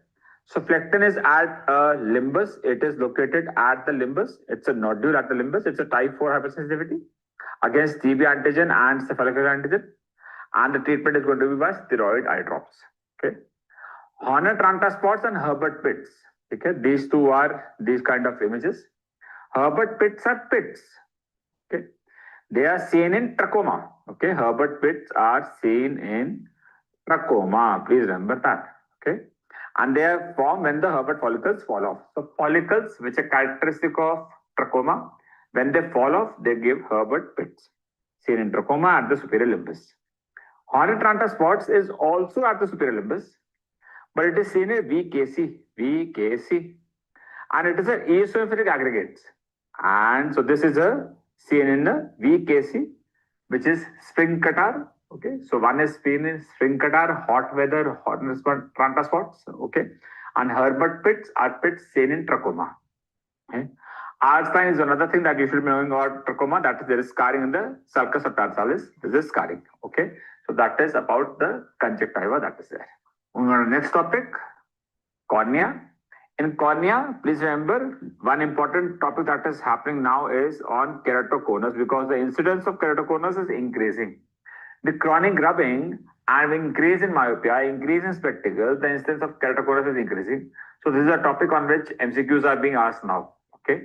Keratoconus is when the cornea, instead of remaining circle, is becoming conical. So conical cornea. What is the type of refractive error? It is an irregular myopic astigmatism. That is C. Okay. There is increase in keratometry and there is a decrease in the thickness. So cornea curvature increases, thickness decreases. Investigation of choice is topography. On retinoscopy, we see a scissor reflex or a yawning reflex. And an oil droplet reflex is something which is found in keratoconus. There is other signs are Vogt striae, which are vertical stress lines. Conical deformity of the lower lid is called as Munson sign, Rizzuti sign, and Fleischer ring. Okay, Fleischer ring is iron deposition ring. Okay, one very thing which is being asked repeatedly is copper deposition. Copper deposition is KF ring. Okay, copper deposit on the cornea is KF ring seen in Wilson's disease. Here it is Fleischer ring, which is only iron deposition seen in keratoconus. Okay. Next is on keratoconus treatment. Treatment can be by RGP lenses, these are hard lenses, or C3R, which is corneal collagen cross-linking. Intact is insertion of PMMA rings in the corneal stroma to flatten the cornea. Okay. Then you can transplant the cornea. It can either be a full thickness graft, where you change the entire thickness, full thickness, or it can be only a partial thickness, that is only the anterior graft. So that is a partial thickness graft, that is the anterior graft. This is the two types of graft. DALK is something which is preferred in keratoconus, but if the patient is not suitable, then you go for a full thickness graft. Okay. Next important topic is on cataract. Various image forms of cataract can be shown. Rosette cataract as seen in trauma, blunt trauma, okay. Blunt trauma, traumatic cataract. Snowflake cataract, S for snow, S for sugar disease, that is diabetes, and S for sorbitol metabolism. We know this. Sunflower cataract seen in Wilson's disease. Okay. ATP7B gene, chromosome 13, autosomal recessive, KF ring, Wilson's disease, liver biopsy. We have done all this in Wilson's disease. Okay. Oil droplet cataract. This is the oil droplet cataract. Oil droplet reflex was in keratoconus. Oil droplet cataract is galactosemia. Galactosemia by GPUT deficiency or galactokinase deficiency. Okay. Christmas tree cataract, mitochondrial dystrophy, you can just remember for the completion sake. Next important topic is on leukocoria, because that is something by which the patients of congenital cataract can present. The other is retinoblastoma, okay, where the patient has an intraocular calcification. This is the only condition in which the intraocular calcification is seen. Okay. If the patient has a hazy cornea, so if the patient has a hazy cornea, okay, that is a congenital glaucoma. That is a ophthalmos or congenital glaucoma. Whether it is congenital glaucoma, whether it is congenital cataract, both require treatment ASAP. Immediate treatment is recommended for both of them to prevent stimulus deprivation amblyopia. Okay. Next is on glaucoma. Anguloclosure glaucoma is a scenario which is commonly given. It is a commonly asked question where the patient has gone from light into dark condition, and because of the movement, because of pupil dilation, there is attack which is precipitated. Okay, where the patient's pressure rises very rapidly, there is marked congestion and severe headache. This is how it can be given. Hazy cornea, shallow anterior chamber, mid-dilated pupil. This has repeatedly been asked. It's a common, very favorite question where the examiners want to ensure that students know this basic knowledge. That if you don't lower the IOP, there is going to be loss of sight. This is very important from an ophthalmologist's point of view. So I have to lower the IOP by giving intravenous mannitol, followed by topical pilocarpine. Okay, and definitive treatment is iridotomy and surgery. So angle closure glaucoma is a very important topic. You should not forget that. Next, in retina, we have CRAO and CRVO. Very similar kind of appearing terms, but very different appearances. In CRAO, we will have a pale retina, white retina, that is a cherry red spot. Okay, there is a cherry red spot which is there. In CRVO, we have a red, entirely red retina. Okay, so there is tomato splash appearance, which is there. It's a painless, severe. Here it is severe loss of vision. Here it is a moderate loss of vision. So please remember how the patient's vision is. That is a scenario that you should be understanding. Here white retina with a red contrast fovea, and veins are narrow. Here the veins are narrow. Here the dilation of veins is present. So in one there is dilation of veins because the vein is occluded. In the other, there is arteries occluded, so there is no blood. So veins are very, very narrow. Okay. And please remember, very severe loss of vision and moderate loss of vision. This is a very differentiating point. Okay. Treatment for this is you dislodge the embolus by ocular massage. For CRAO, you have to dislodge the embolus. For CRVO, we just wait and watch. In case new vessels form between 90 to 100 days, leading to 90 to 100 glaucoma, then you do for a PRP. Okay. Whereas in CRO, if there is no immediate treatment, then there is a definite permanent loss of vision. Okay. Next important topic on neuro-ophthalm, various visual field defects. This is a question that is commonly asked.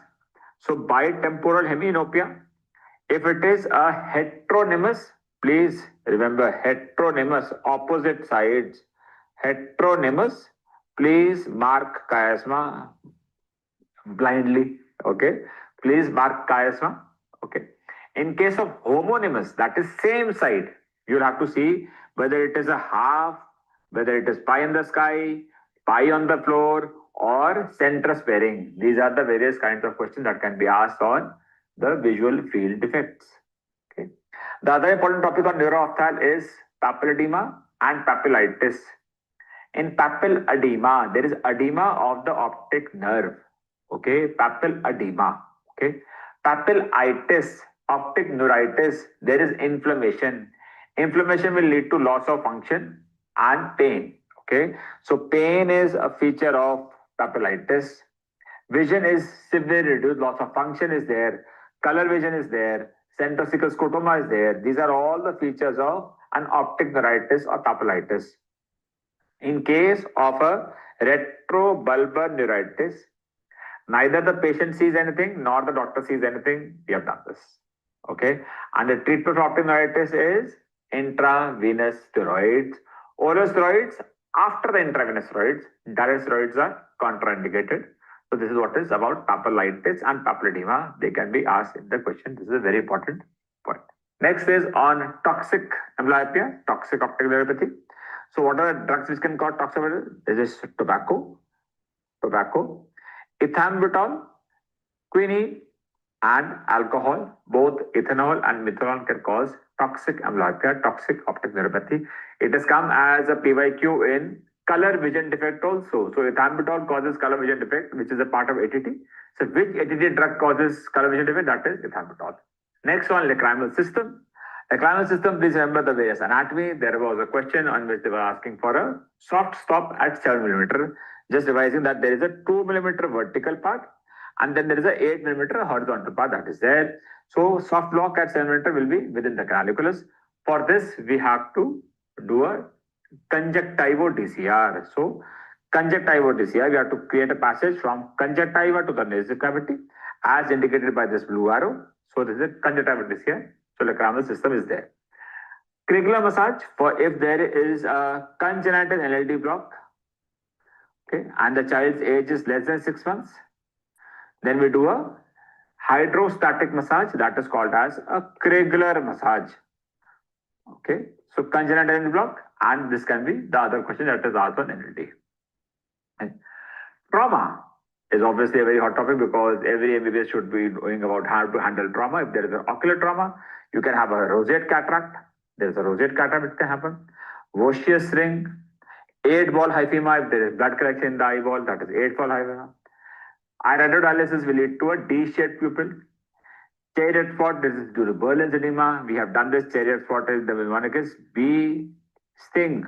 Okay, for chariot spot, ischemia, lead to Niemann-Pick, Tay-Sachs, GM1 gangliosidosis. Okay, so these are the various sialodosis. These are various causes of chariot spot. And ecchymosis and orbital floor fracture. Orbital floor fracture, they lead to diplopia in the upgaze. So these are the various topics on trauma of blood trauma. In case the same question comes to the penetrating trauma, then the answer is symptomatic ophthalmia. That is another important topic. Okay. So these are the various topics from my side on which I hope some MCQs come. And I'm very sure that you are thorough with all these topics and you'll be able to answer these questions to the best of your knowledge. Just remain calm. My message to you is just remain calm, be composed, and do your best. Okay, whatever, everybody has a different capability. So do whatever is your potential. Do your best. This is Dr. Garnakpal wishing you all the best. So friends, this is the final booster dose just prior to your actual examination. I am your very own Dr. Vivek Jain for PSM. So friends, let us start with important things you need to know. Fishbone diagram is a cause and effect model, also known as Ishikawa diagram. In this, all the risk factors are the part of the skeleton of the fish, and the mouth of the fish is the outcome or the disease. So you can see these are the different causes. And ultimately, it leads to effect or the disease. So Ishikawa model. This is known as sufficient component cause model. For any disease to occur, there is one necessary cause, but there are many other component causes. If you look at this particular example, you can see that it is B, which is the necessary cause. It is present in each of the pies, whereas other A, C, D, E, F, G, H, I, so on, they will be component causes. Necessary plus component is sufficient to cause the disease. This model was given by Rothman. Evidence-based medicine pyramid, which was given by David Lawrence Sackett, tells us that at the top is meta-analysis, which is the gold standard of evidence-based medicine. At the bottom of the pyramid, below expert opinions are the animal research and in vitro research. Correct sequence for randomized controlled trial when you look. It includes first, inclusion and exclusion, who should be there in the trial. You randomize them so that you can eliminate selection bias. This randomization is done while dividing the sample population into experimental and reference group. Then you do blinding of the treatment. One group gets treatment, one gets placebo, or new treatment versus old treatment. And finally, there is analysis. Intention to treat trial is when results are not affected by attrition while final calculation, and they are not excluded, they are included in the final results of RCT. Among all the treatment guideline protocols, you must know that actually the answer lies in the last alphabets: observational studies in epidemiology, systematic reviews and meta-analysis PRISMA, observational studies in epidemiology, diagnosis of accuracy studies, then recommendations for intervention trials, case reports. So consort, you should definitely know. PRISMA, you should definitely know for your exam purposes. Vaccines and cold chain. Then vaccine vial monitor, which is a cumulative heat exposure marker, is actually a marker of cold chain maintenance directly and potency indirectly. Inner square, when it is lighter than the outer circle, use the vaccine. If it is same color or darker, discard. VVM is of 4 types: 2, 7, 14, and 30. When we look at VVM2, this is for most heat sensitive vaccines like BCG, OPV, yellow fever, these are.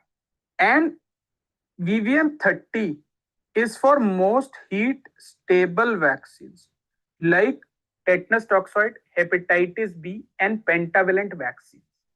When we look at multi-dimensional poverty index, which lies between 0 to 1, complementary to HDI, it is actually deprivation of 10 sub-indicators of 3 indicators: health, education, standard of living. Health includes nutrition and child health. Education, years of schooling and school attendance. And living standards include 6. These are fuel, electricity, assets, toilet, housing, and water. Housing actually is represented by floor. So 3 indicators and 10 sub-indicators. But Niti Aayog has made it 12 sub-indicators by adding maternal health and bank account. Deprivation in more than 1/3 of these sub-indicators call it as poverty. Natural history of disease is progression of disease without any intervention. So if you look, the point C is the point where clinical symptoms and signs will appear, and it will mark the onset of clinical stage. Now, when we look at types of screening, you must know annual health checkup is applied on large number of population where we use more than one test to detect more than one diseases. So we are talking of multiphasic screening. But if you are looking at HIV in commercial sex worker, high risk or selective. Also, if you try to find out disease in family members and relatives of genetic disorders, that is also highly selective. But opportunistic screening is something like rheumatic fever, rheumatoid heart disease in school children, 5 to 15 years. Now, Kaplan-Meier survival analysis curve. We can compare in this particular example that definitely treatment B is leading to higher survival, 50%, even after 48 months of diagnosis, whereas without treatment, only 10 to 15% survival is possible. Now, Kaplan-Meier curve, 95% confidence interval. We recommend which bands to be used. Those are Hall-Wellner bands. We can also use Nayer's equal precision bands, and to compare different survival curves, we can use log rank test, which is based on p-value. Demographic cycle, India is in stage 3, where birth rate, green line is declining, death rate, red line is declining, and total population is in late expanding stage, yellow line. Then after that, stage 4, where both birth rate become low like death rate, population will stabilize. And finally, stage 5, where total population will decline. Why it will decline? Because death rate may remain same, but birth rate can decline to any extent. And this movement of a country from first till fourth phase, high birth rate, high death rate to low birth rate, low death rate is known as demographic transition. Population pyramid, age-sex pyramid, which is a double histogram having females on the right side. This is a population pyramid, age-sex pyramid of developing countries like India. Why? Developing countries like India, they have upright triangle with broad base, narrow top, indicating high fertility, high young age dependency. It also has lesser height as compared to developed country because it is lesser life expectancy, and it is asymmetric also, lesser females, unfavorable sex ratio. When we look at RCS program of India, it has got 2 IUDs, copper T 380A, having a shelf life of 10 years. And now we have also introduced multi-load copper T 375, having a shelf life of 5 years in the program. So 2 of them are available now. Now, when we look at HEED-AS, this instrument is used for psychosocial interview or evaluation of young people, especially adolescents. Earlier it was known as HEED-AS, but now components include home, education, eating, that is the food habits, activities, drugs, alcohol, that is the substance use, sexual life, self-harm, suicide, safety, and social media usage. When we look at Poshan Abhiyan, that is National Nutrition Mission of India, it wants to make India malnutrition free by 2022. It has identified 4 disorders. Sula pneumonic. Stunting has to be reduced by 2 percentage points every year prevalence wise. Undernutrition again reduced by 2%. Low birth weight again by 2%. Anemia reduced by 3%. That is Anemia Mukt Bharat. Health belief model has got 3 components. Let's look at that. We have perceived threats.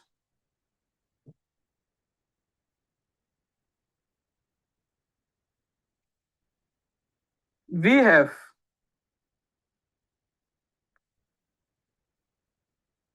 evaluation of behavior.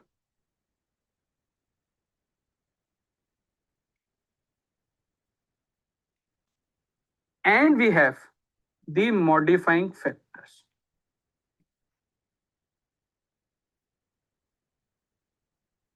Now, in this health belief model, if we want to have action, the final output we desire, then central to all of them is the component of motivation.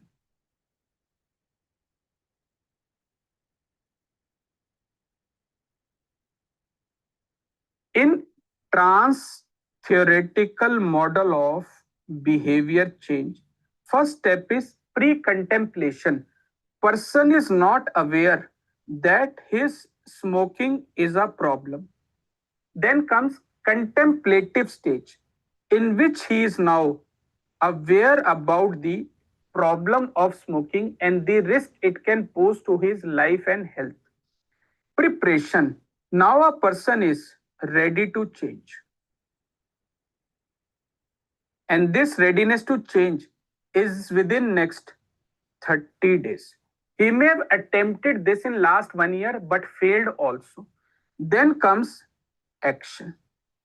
Action means he actually now quit smoking. There is a behavior change. But this is less than 6 months. Once it goes above 6 months, this is the maintenance phase. And finally, when do we have termination? This is when the person has no fear of relapse of the smoking again. Then we look at Langley's saturation index. It has got 5 components: hardness, total dissolved solid, alkalinity, pH, and temperature. Its normal values lie between minus 0.30 to plus 0.30.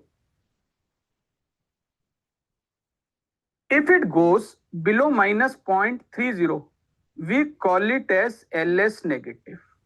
It indicates now there could be corrosion of the pipes and the boiler systems or the other equipment which are used. But if it goes above 0.30, LSI becomes positive. It may lead to actually scaling of all the pipe supplies, systems, and the equipment involved.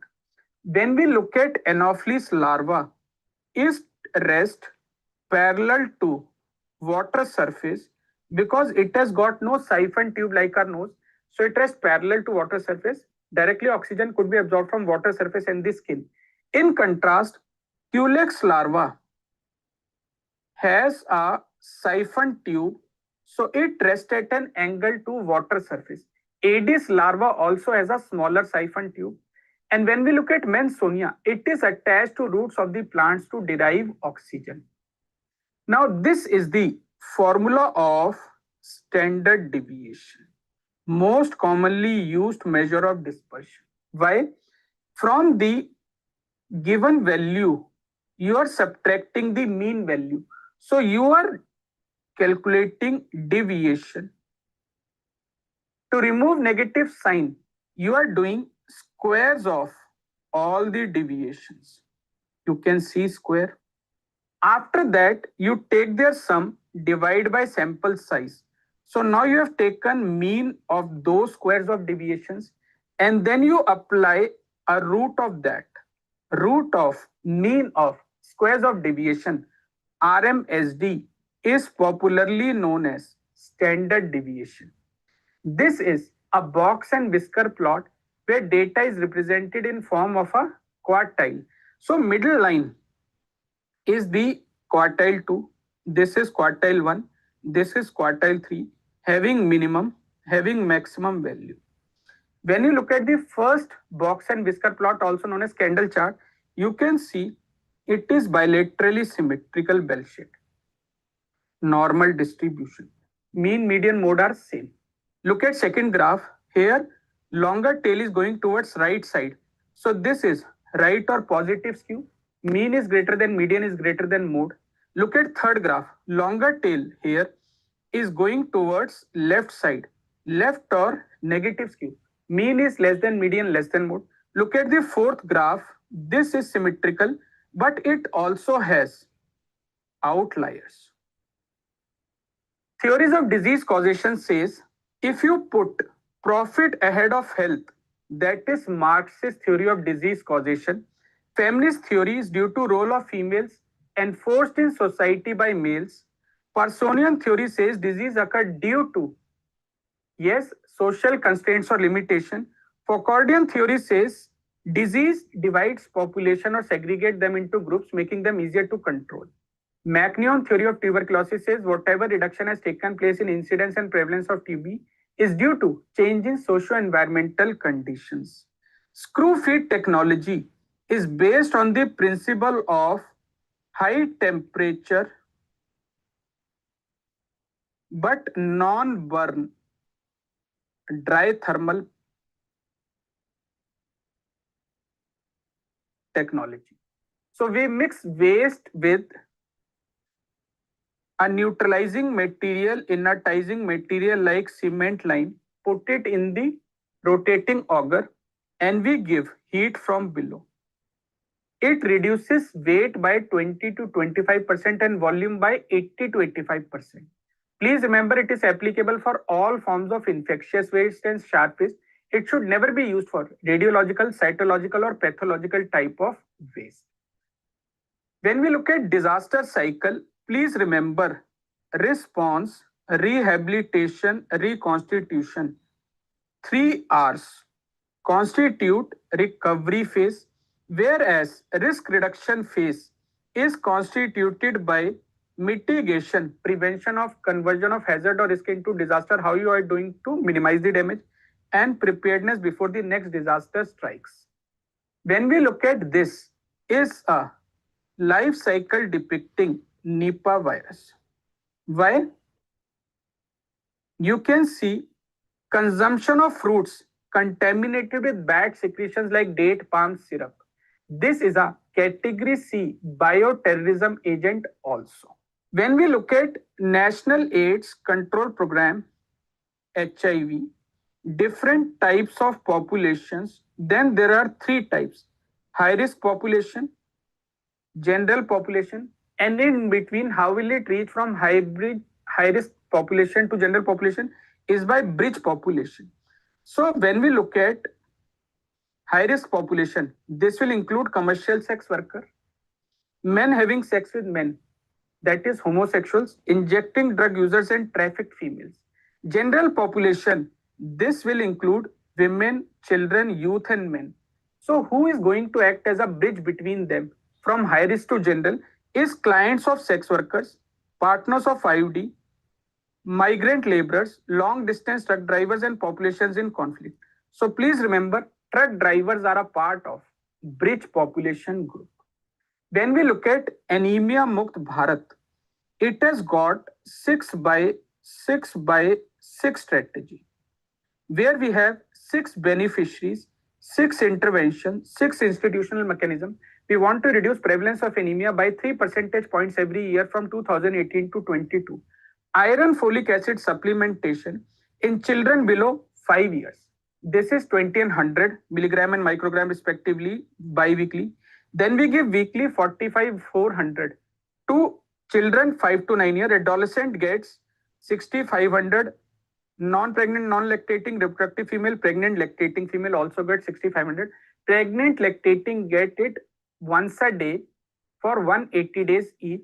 This program is linked with deworming program where albendazole is used. National Deworming Day is on 10th of February, repetition on 10th of August. When we look at ICER, what is ICER full form? This is incremental cost effectiveness ratio. As the word is telling you, it is used in the technique management of cost effectiveness analysis. How do we calculate it? Difference in cost divided by difference in effectiveness. When we look at bioterrorism agents, please remember most dangerous is smallpox, most commonly used anthrax because it is most easy to use, and most lethal toxin is botulism. Nipah and hantavirus, these are new emerging category C, and food water safety threats are in category B. Biosafety levels, if you look, category 1, biosafety level 1 includes non-pathogenic. When we look at COVID-19, it is in biosafety level 2 also, 3 also, but a better answer is biosafety level 3 because we do viral culture and isolation. And dangerous pathogens like Ebola, Marburg, Lassa, Hendra, they go into biosafety level 4. Friends, I have to remind you that this is the make or break time. All the ranks are made in this period only. So what are you waiting for? You have put in so much effort. Just stay on course for next 24 hours. Just keep on focusing till the last minute of the exam. And I'm sure you are going to get a desired result. And like me, you will achieve what you wanted to achieve from your professional career. All the best. Hey guys, Dr. Dilipia, welcome back. This is going to be the last class before your FMG exam, and trust me guys, this is going to be the single most important class that you have ever attended as far as medicine is concerned. What we have done, we have compiled 17 to 18 most important topics from medicine that are kind of stereotypic and repeatedly asked in FMG exam. And let us move on. First topic, myasthenia gravis, evergreen topic in FMG exam, and they're going to ask you how to diagnose. You're going to diagnose with the help of ocular involvement. The most common form of ocular involvement is ptosis. And then you're going to have skeletal muscle involvement as well in the form of proximal weakness. And it's going to have a fatigable character, meaning that it's going to get worse with activity and it's going to improve with rest. And they might give you something called as the diurnal variation as well, where the weakness is going to be more in the evenings compared to the mornings. And what's going to be the most sensitive test is, of course, single fiber EMG with a sensitivity of more than 95%. And the most specific test is going to be the antibody testing. If antibody is positive, it's almost near confirmed that the patient is having myasthenia gravis. And they might ask something about repetitive nerve stimulation as well, where you're going to have a decremental response by more than 10%. And the most common antibody is going to be the acetylcholine receptor antibody. And of course, the second most common antibody is going to be the anti-musk antibody. Heterophonium test can be asked in exam sometimes, but as far as I know, it's completely outdated, not used in clinical practice anymore. And FDA revoked the use of heterophonium test way back in 2018. First-line treatment is an acetylcholinesterase inhibitor called as pyridostigmine that increases the concentration of acetylcholine in the synapse, and thymectomy can be performed if the patient is having a thymoma. Remember, myasthenia gravis can be a paraneoplastic syndrome in 15% of the cases, and CT test is mandatory to rule out thymoma once the myasthenia gravis diagnosis is confirmed. Coming to the second most important area in FMG exam, that is the pleural effusion. And most often they're not in exam, they're going to ask the Lights criteria. We have three things. Even if you have one among the three, you're going to call the fluid as an exudate. First one, you're going to compare the fluid protein with that of the serum protein. If the ratio is more than 50%, it's likely to be an exudate. Second, you're going to compare the LDH of the fluid with that of the serum. If the ratio is more than 60%, it's an exudate. Last but not the least, you not really do the serum LDH. You call up the lab and ask the upper limit of normal of serum LDH, and if the fluid LDH is more than 2/3 of that value, you can call it as an exudate as well. Coming to venous thromboembolism, pulmonary embolism, and of course TVT is very commonly asked in exam, and how pulmonary embolism is going to present unexplained shortness of breath. Remember, shortness of breath, shortness of breath, shortness of breath. and in a patient with a known risk factor like immobilization, especially for more than 3 days in the last 3 months, or history of surgery because of that patient may be immobilized, usage of oral contraceptive pills, pregnant and early postpartum individuals, and of course, cancer patients so are going to be at risk of venous thromboembolism. The most common change in ECG is going to be sinus tachycardia. The most common change in echocardiogram is going to be the RV dysfunction. Sometimes they might ask about that famous McConnell sign, but not really important.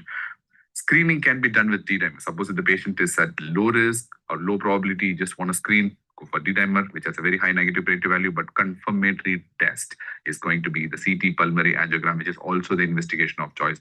And of course, it's going to be the gold standard test as well. Treatment of choice is going to be anticoagulation. Remember, for inpatients, we generally use heparin, the form of either enoxaparin or unfractionated heparin, but enoxaparin is preferred. But for outpatients, we have to give oral anticoagulation. The most common oral anticoagulant used is going to be the DOACs. What are the 4 DOACs? We have dabigatran, rivaroxaban, edoxaban, and of course, apixaban. And you can thrombolyze a pulmonary embolism patient if the systolic BP is less than 90, or we can call it as the hemodynamically unstable P. As far as DVT is concerned, you're going to have a limb swelling, most commonly, in fact, an asymmetric limb swelling, and the investigation of choice is going to be the duplex ultrasound or venous Doppler or just a compression ultrasound. There also you can screen with D-dimer, but the investigation of choice is going to be the duplex ultrasound of the lower limbs. Coming to meningitis part, bacterial meningitis is very commonly asked in exam. And you know the most common cause of bacterial meningitis is going to be pneumococcus, but you can suspect meningococcus if the patient is young, having a rash and having a shock, which is also called as Waterhouse-Friderichsen syndrome, which is nothing but fulminant meningococcemia. What will be the CSF findings in acute bacterial meningitis? You're going to have increased neutrophils. That's a key point. If that is there, you're going to make a diagnosis of acute bacterial meningitis. Boom, that's it, nothing more. And you're going to have low glucose as well. You can suspect viral meningitis if you have more lymphocytes and normal glucose in the CSF. And you can suspect TB meningitis if you're going to have more lymphocytes, increased ADA, especially more than 35 to 40, and if you have a cobweb coagulum in the CSF.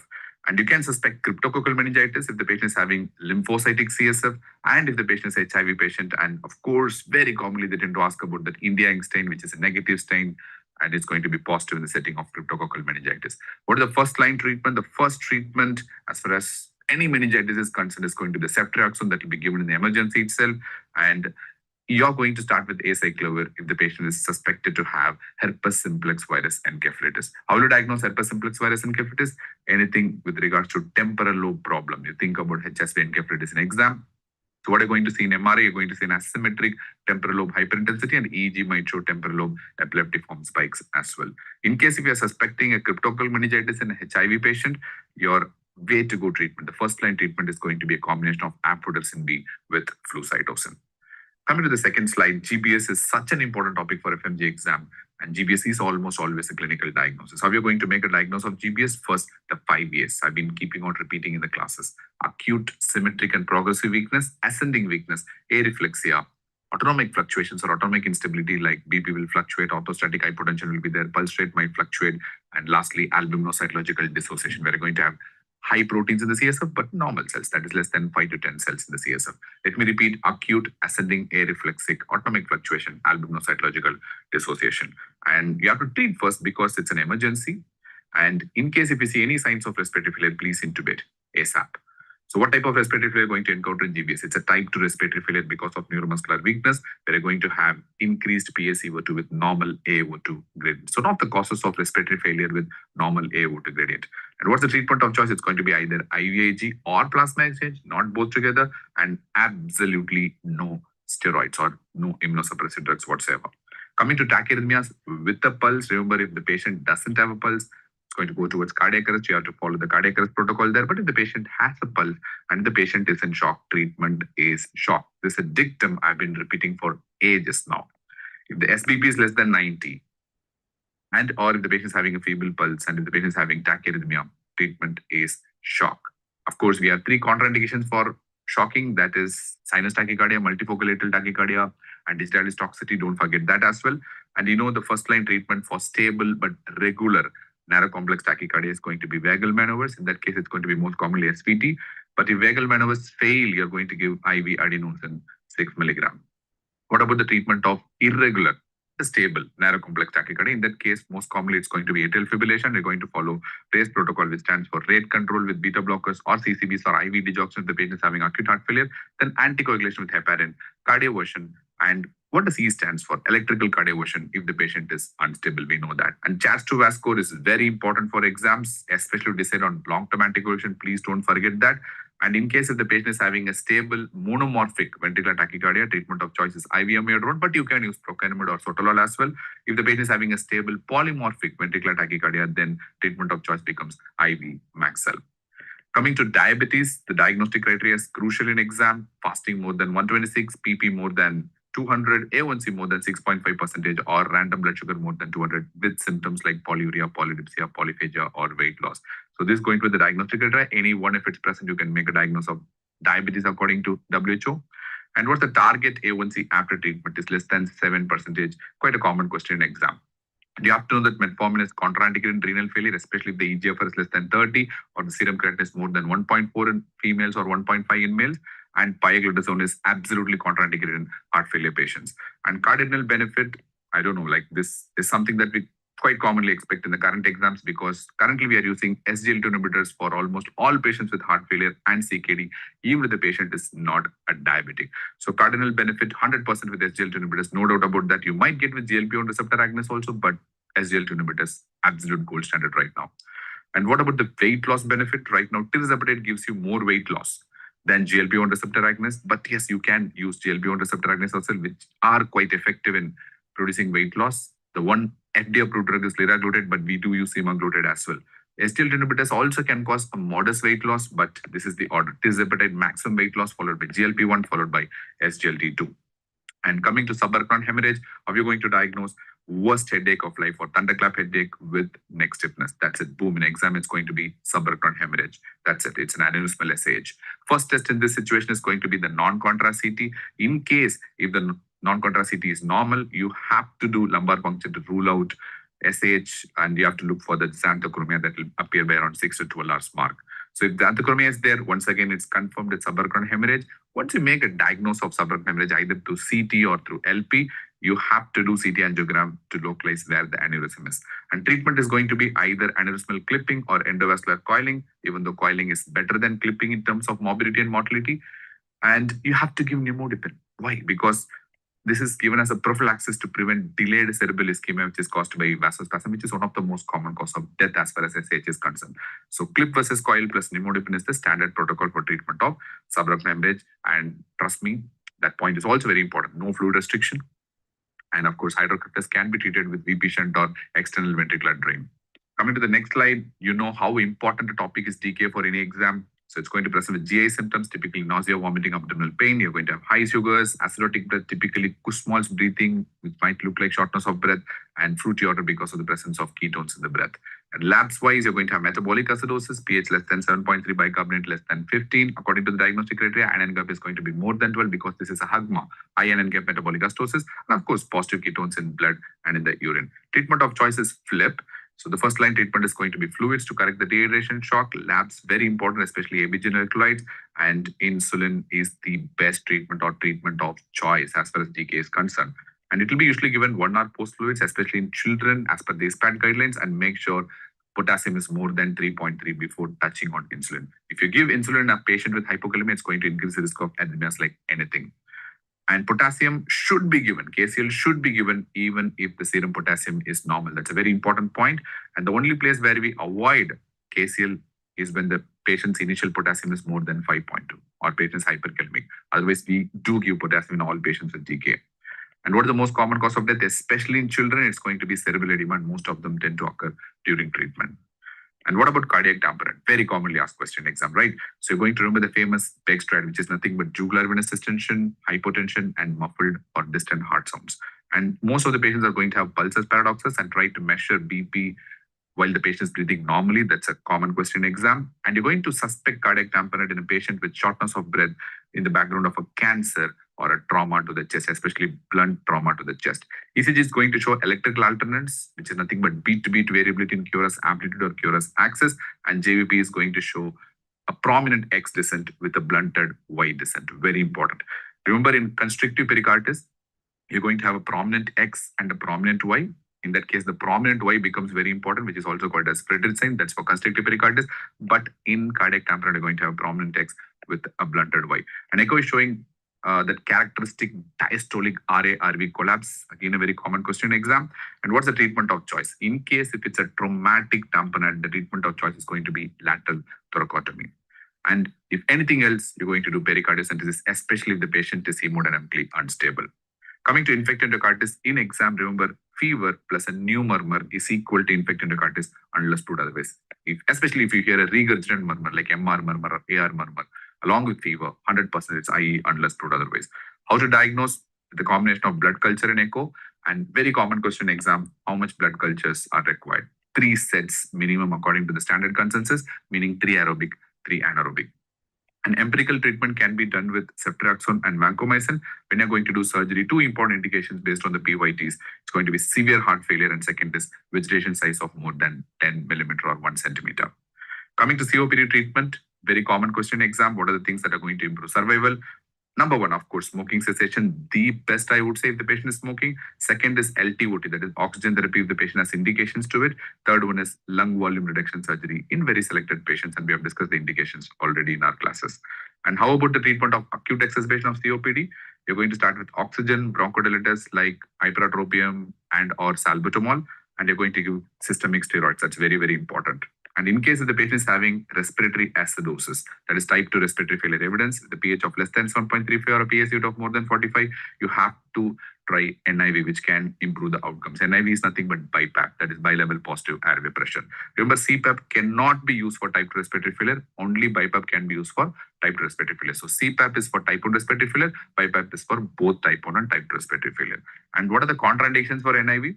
Number 1, altered mental status because of risk of aspiration, UJ bleed, vomiting, excessive secretions in the oral cavity like OPC poisoning, again because of the risk of aspiration, acute myocardial infarction, unstable patients who are hemodynamically unstable, and finally some local issues like poor mask fit or some 10 teacher issues or whatever. Coming to the next slide, some questions might come from anemia. In fact, every time they ask about iron deficiency or B12 or folate deficiency, how to diagnose iron deficiency? You're going to have low ferritin, high TABC, and low transferrin saturation. Transferrin saturation is nothing but iron by TIBC. You're going to have low iron and high TABC in iron deficiency anemia. That's why this is going to be less than 18 to 20%. And peripheral smear are going to have microcytic and a hypochromic picture with a low MCV.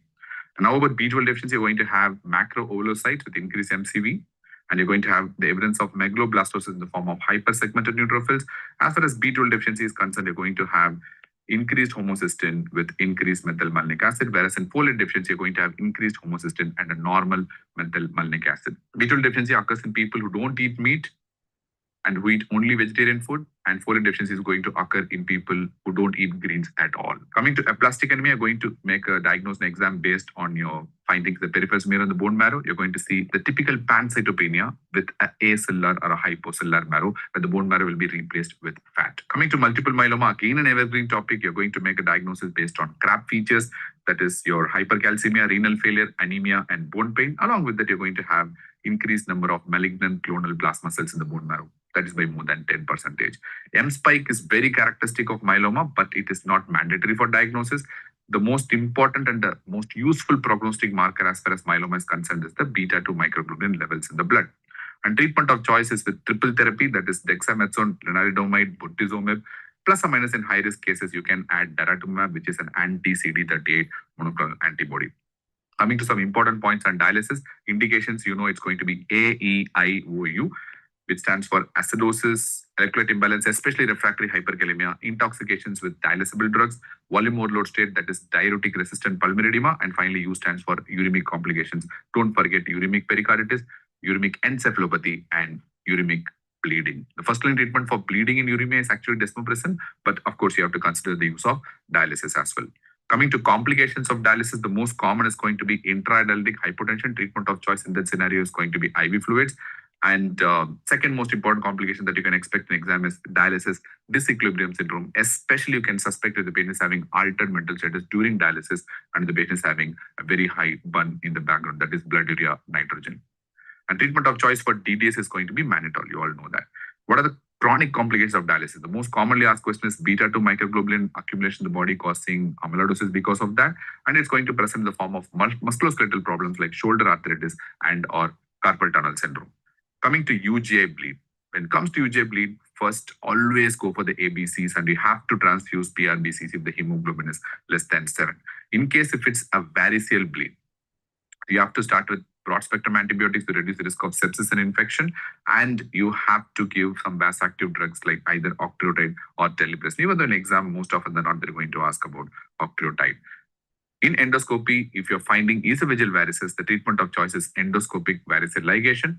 In case if it's a refractory bleed, then you can definitely opt for TIPS, that is transjugular intrahepatic portosystemic shunt.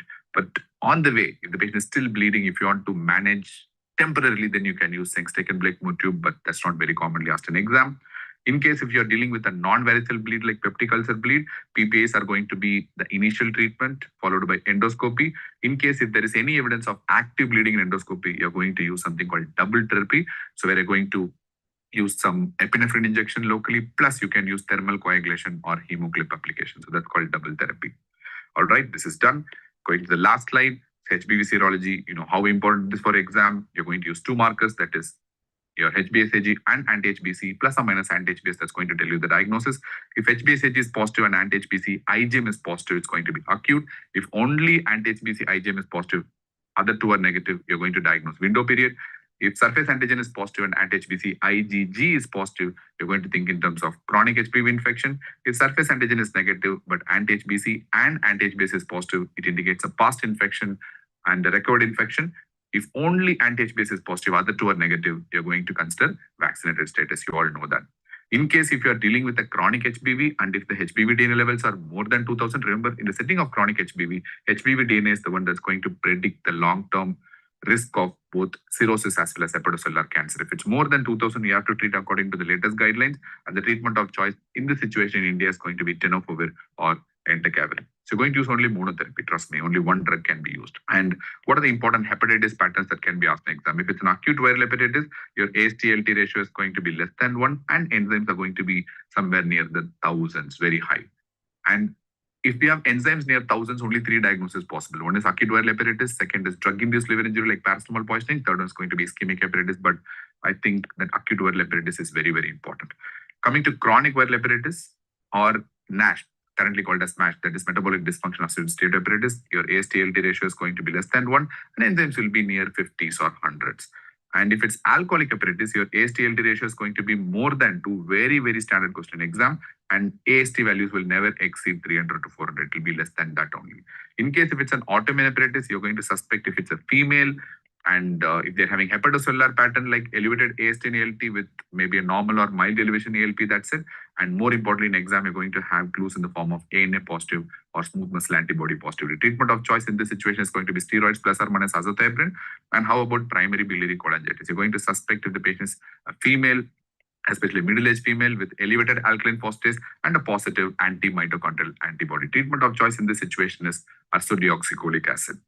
Finally, primary sclerosing cholangitis. You're going to suspect if the patient, especially is a male, having history of IBD, young patient, and especially you're going to suspect in the form of background ulcerative colitis. And these patients are going to have cholestatic pattern with elevated ALP and strictures on ERCP, MRCP. Remember in PBC, ultrasound, ERCP, MRCP will be normal, but whereas in PSC, you're going to have strictures or beaded appearance, the extrahepatic biliary tree in ERCP or MRCP.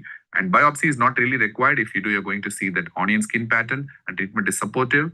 And there is a high risk of cholangiocarcinoma as far as primary sclerosing cholangitis is concerned. And Bianca can be positive as well. These are some of the important points that can be asked in exam. With this, I'm signing off. Thank you very much. All the very best. And have a lot of confidence while stepping into the exam hall and you're going to crack. Bye-bye. Hello, my dear friends. Exams are near, and these are some of the IMP topics that I just want you to keep in the back of your mind that may come in your exam. So don't let go of these. They are quite important and quite simple. So we'll go system-wise. First, we'll do thyroid and breast. And I'll just tell you the IMP points in each. In thyroid, they love asking thyroid cancer. So this can come in surgery or pathology. And remember this point, papillary is the most common type of thyroid cancer overall. It's not follicular. FNAC will diagnose it. You will see cells containing orphan annii nuclei, Samoma bodies, and this is the one which goes to the level 6 nodes. That's a Delphian node. So don't confuse this with follicular. Second thing is, after removing a papillary or follicular thyroid cancer, after you've done thyroidectomy, you must do a radioactive iodine scan. And this is done normally 3 to 6 weeks post-op. And the idea is to look for metastasis. If there are mets present, you are going to give iodine 131 high dose and do a radioactive iodine ablation. So keep this in mind. Breast, of course, there are two favorite topics. One is breast cancer, other is breast abscess. So breast cancer, the important is the TNM staging, in which the T is the important one. And in the T stage, T1 is up to 2, T2 is 2 to 5 centimeters, T3 is more than 5 centimeters. T4 is where you often get confused. T4A is extension to the chest wall, where the tumor is fixed to the ribs or to the intercostal muscles. Invasion of pec major, remember, will not affect the T stage. Similarly, in T4B, it is skin invasion, where you should see ulceration or satellite nodules or a small amount of pude orange, less than 1/3 of the skin. Dimpling, puckering, nipple retraction is not T4B. Okay, it will not affect the D stage. If both of these are there, it becomes T4C. And inflammatory breast cancer is where you have pude orange or skin redness, and it occupies a large area, more than 1/3. That will be inflammatory breast cancer. This is a PYQ. So at least the T stage is what you should know in the breast cancer. Second thing, in breast abscess, you always get confused between what is mastitis, what is abscess. In mastitis, there is just inflammation. So just some redness, local tenderness, that's it. Antibiotics is the treatment. But in an abscess, you will have a lump. It will be very painful. Abscess means pus. So where there will be pain, it will be fluctuant, it will be tender, fever will be higher grade. And normally, wherever you see abscess, wherever you see pus, it has to be removed. How to remove depends on the quantity. If it's a large abscess, more than 3 centimeters, or more than 30 cc on ultrasound, or it is already leaking pus, in that case, you can put a suction catheter drain. I've shown this image in class, you know, that Romovac drain. Or you can do IND. But if it's smaller than this, aspiration with antibiotics will normally suffice, right? So remember these IMP points for breast. In trauma, their favorite topics are tension pneumothorax. They keep asking it. Look for these important words: chest trauma, hyperresonance. But just hyperresonance only means pneumothorax. Person should have hypotension. He should have raised JVP. Only then you will call it tension. And this is what will tell you it's a tension pneumothorax. No need to do X-ray. Next step will be put a needle in the triangle of safety, then put an ICD. Okay, that is how you will manage. Don't mistake this for other conditions like simple pneumothorax. In simple pneumothorax, there is no hypotension raised GVP because there is no mediastinal shift. In head trauma, two things you should know. One is if the GCS is 8 or less, you should intubate because it's a severe head injury. EDH, extradural, normally will happen when the injury happens over here. This bone breaks, perion. Underneath the middle meningeal artery will tear. He may have a lucid interval. CT will show this white banana. It will show white idli, not white banana. White banana is acute SDH. So here you will see a white idli. Biconvex lesion, it may have mass effect. If it's a large EDH, the treatment will be craniotomy. Don't go for medical management. Okay, treatment will be remove the blood clot. So that is what you should know for EDH. These are very low hanging fruits. These are the kind of questions which if you make a mistake in, it will hurt you. Okay, so wounds and ulcers. The first thing you are seeing here, this is a vacuum assisted closure or negative pressure wound therapy, where this wound has a dressing applied which is attached to a suction machine which exerts a suction of minus 125 mm of Hg. So what it will do, it will suck all the pus, the exudate, it will promote granulation, vascularity, everything good will happen. So it will be used when the wound is non-healing. A non-healing wound will become healing. And once it becomes healing, then either you put a skin graft or you suture the wound, depending on how big the wound is. But remember, vac will be put when the wound is not very nice. You want to make the wound smaller. Okay, that is the logic. Second thing is lower limb ulcers. This is the classical one, sole of the foot in a patient with a neuropathy. This is a trophic ulcer. You can make out by the callosity at the border and the deep punched out edges. So look out for this. In head and neck, two topics that they are going to ask you. One is neck dissections. So the most important one is modified, MRND. Modified radical neck dissection, where you are going to remove level 1, 2, 3, 4, 5 nodes, submandibular gland, sometimes tail of parotid, but you are going to preserve these three structures: internal jugular vein, SCM, sternocleidomastoid, and spinal accessory nerve. They are going to be preserved. In the radical, these three were also removed. Fine, and these are done for oral malignancies normally. And some flaps that they love asking you. This is my favorite. This is PMMC, pectoralis major myocutaneous. It's a pedicle flap. You take tissue from the chest and put it on the face after resection of an oral cancer. It is known as the workhorse flap for head and neck reconstruction. This is PMMC. But what is preferred today are free flaps. Right, radial free forearm flap, free fibular flap, they are preferred because free flaps give the best outcome. GIT is very big, but there are some things which are must know. First is you always get confused Boerhaave versus Mallory stare. Remember, Boerhaave is when you have a esophageal perforation, vomiting against a closed glottis. The lower esophagus on the left side will burst, things will leak in the chest. He will get chest pain, he will get that macular striate, so chest pain, retching, subcutaneous emphysema. You do an X-ray, he will have a air in the chest, that is pneumomediastinum. And Boerhaave will require surgery. But a Mallory stare happens due to repeated vomiting and retching after binge drinking. So there will be a tear of the mucosa at the GE junction. So he just gets little hematemesis. Okay. Boerhaave, there is chest pain. Mallory stare, there is hematemesis. Mallory stare is self-limiting. Nothing happens normally. The bleeding stops. Some things about appendicitis.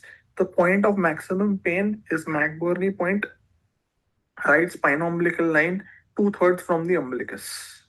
And if person has good immunity, the appendix was covered by the omentum, it will form a mass that is managed conservatively. That is known as Oshner-Sharon regimen.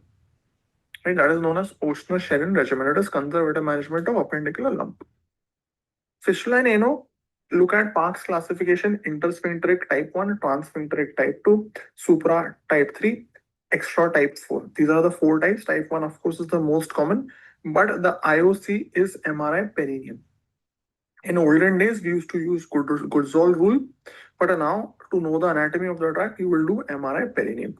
Some images for pilonidal sinuses. This is one of the favorite FMG topics.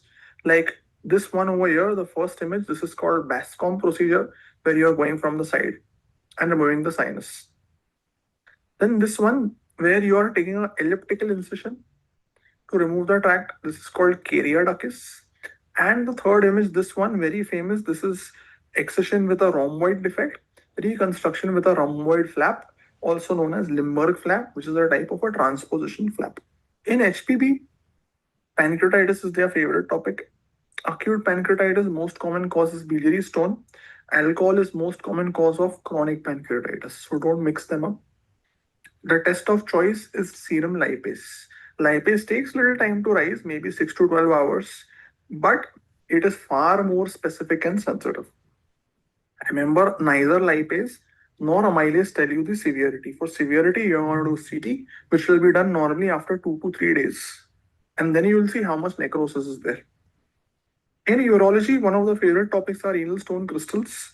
So you must know how they look. The most common stones are these: calcium oxalate, dihydrate. Calcium oxalate, dihydrate have this envelope shape.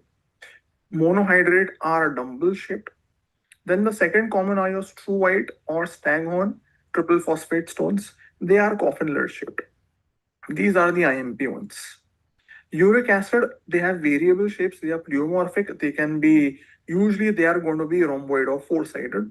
And cysteine are hexagonal. These are the ones you should know. And in this, remember, triple phosphate are formed in infected urine. Okay, triple phosphate are formed in infected urine. Cysteine are hard stones. They are resistant to shockwave lithotrops. Second thing in urology, undescended testis, IMP topic. Most common site is high scrotal or inguinal canal, and it should be operated ideally at 6 months. You wait for 3 to 4 months, it may spontaneously descend. And one of the most favorite FMG topics is hernia. Few basic things remember just before the exam. Indirect hernia defect is deep ring, which is a hole in the fascia transversalis. It will go from the deep ring with the spermatic cord, it may enter into the scrotum. Direct hernia is a medial hernia. It comes from a Hasselbalch triangle, which is also a defect in fascia transversalis only. Whenever I'm doing a mesh repair for inguinal hernia, I use Prolene mesh. And I can do open repair, which is called Lichtenstein, which is only repair. Or I can do laparoscopic repair, TAPP, which is pre-peritoneal. In both, we use Prolene mesh. Open repair, most common nerve injured, ilioinguinal. Laparoscopic repair, lateral cutaneous nerve of thigh. Remember these points. And some important things in pediatric surgery, general surgery to summarize. One of the favorite topics is infantile pyloric stenosis. Remember, this will present at 4 to 8 weeks, not at birth. A child will have non-bilious vomiting. It will be projectile. He will have an olive mass, visible peristalsis going from left to right. And the favorite metabolic problem, hypokalemic, hypochloremic alkalosis.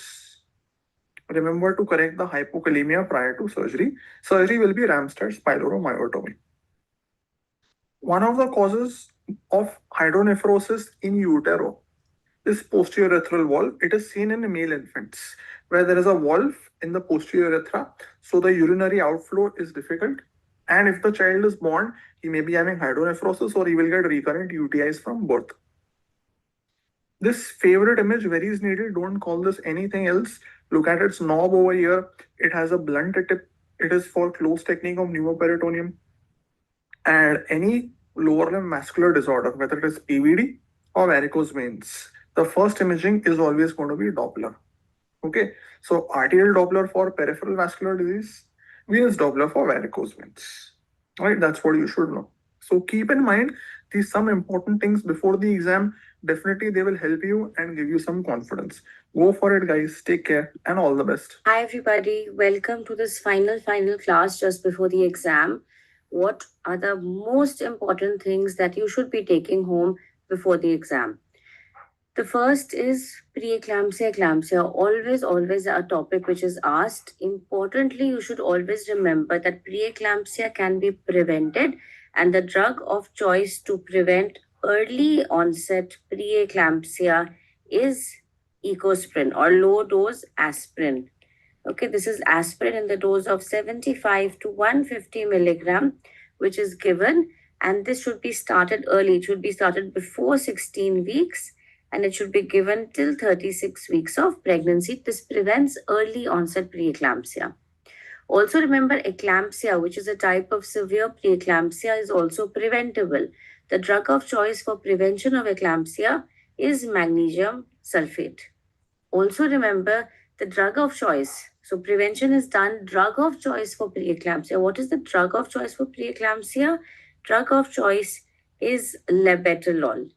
The drug of choice for eclampsia is magnesium sulfate. And very importantly, which drugs can we absolutely not give in preeclampsia?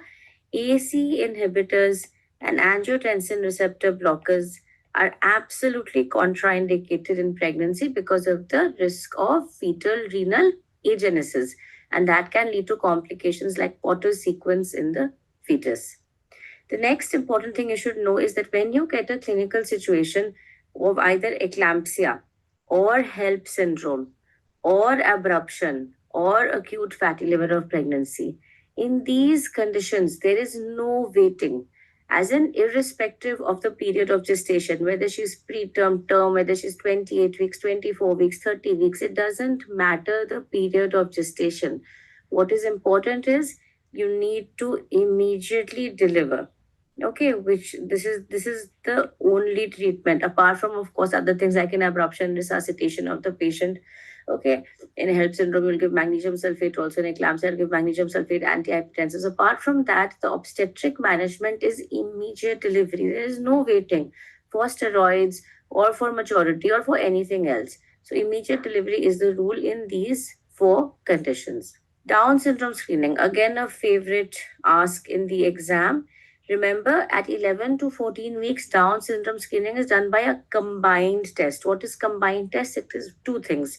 One is dual marker. And what does the dual marker consist of? This consists of 2 tests. What are these 2 tests? These 2 tests are beta HCG and plasma associated placental protein A. And beta HCG is increased, PAP A is decreased in mothers who are carrying Down syndrome babies. So this is dual marker. Along with this, if we do an ultrasound measurement called nuchal translucency, and if the NT is more than 3 millimeter, it is a marker of Down syndrome. So this is the first trimester screening test. If suppose the patient comes late and she comes after the first trimester, then between 16 to 22 or 15 to 22 weeks, you can do a quadruple marker. What are the components of a quadruple marker? It is alpha fetoprotein plus unconjugated estriol plus beta HCG. In fact, these 3 are called the triple marker. And if you add inhibin A, it becomes the quadruple marker. Now, which ones are increased? The ones which have B in them. बढ़ जाता है. So beta HCG, inhibin A are increased. Alpha fetoprotein, unconjugated estriol are decreased in a woman whose baby has Down syndrome. Okay, so these are screening tests. There is one more screening test which has the highest detection rate, which is almost 99%, which can be done any time after 10 weeks, is non-invasive prenatal testing. This is also called as cell-free DNA. This has the highest detection rate. So if the question comes, which screening test has the highest detection rate? The answer is NIPT. Okay, and NIPT can be done any time after 10 weeks. But remember, these are all screening tests. If any of the screening tests is positive, you have to do a confirmatory test. That is a chorionic villus sampling, an amniocentesis, or a chordocentesis. Another important point, if you get a scenario of ruptured ectopic, how will the scenario be? It will be the triad of a UPT positive with pain, with bleeding, okay, and there will be signs of shock, or there will be guarding, there will be rigidity, there will be tenderness, there will be a lot of symptoms of, and the patient will have hypotension, tachycardia, so very acute presentation. If you get this sort of situation, it is a ruptured ectopic. You will not waste time doing other things like beta HCG. You will immediately plan surgery, especially if the patient is not stable. If her vital signs are not stable, immediately plan a salpingectomy. Remember this, ruptured ectopic is an acute situation. Best option you're looking for is surgery. Another important question that usually comes is preconceptional folic acid. We start folic acid in a high dose, 4 or 5 milligram per day in high-risk women. High-risk women is defined as women who have a history of neural tube defect, a woman who is taking anti-epileptic drugs, a woman who is overt diabetic, and a woman who is folic acid deficient. These are the 4 highest risk groups. Okay, for these women, we start the woman on 4 or 5 milligram per day preconception folic acid.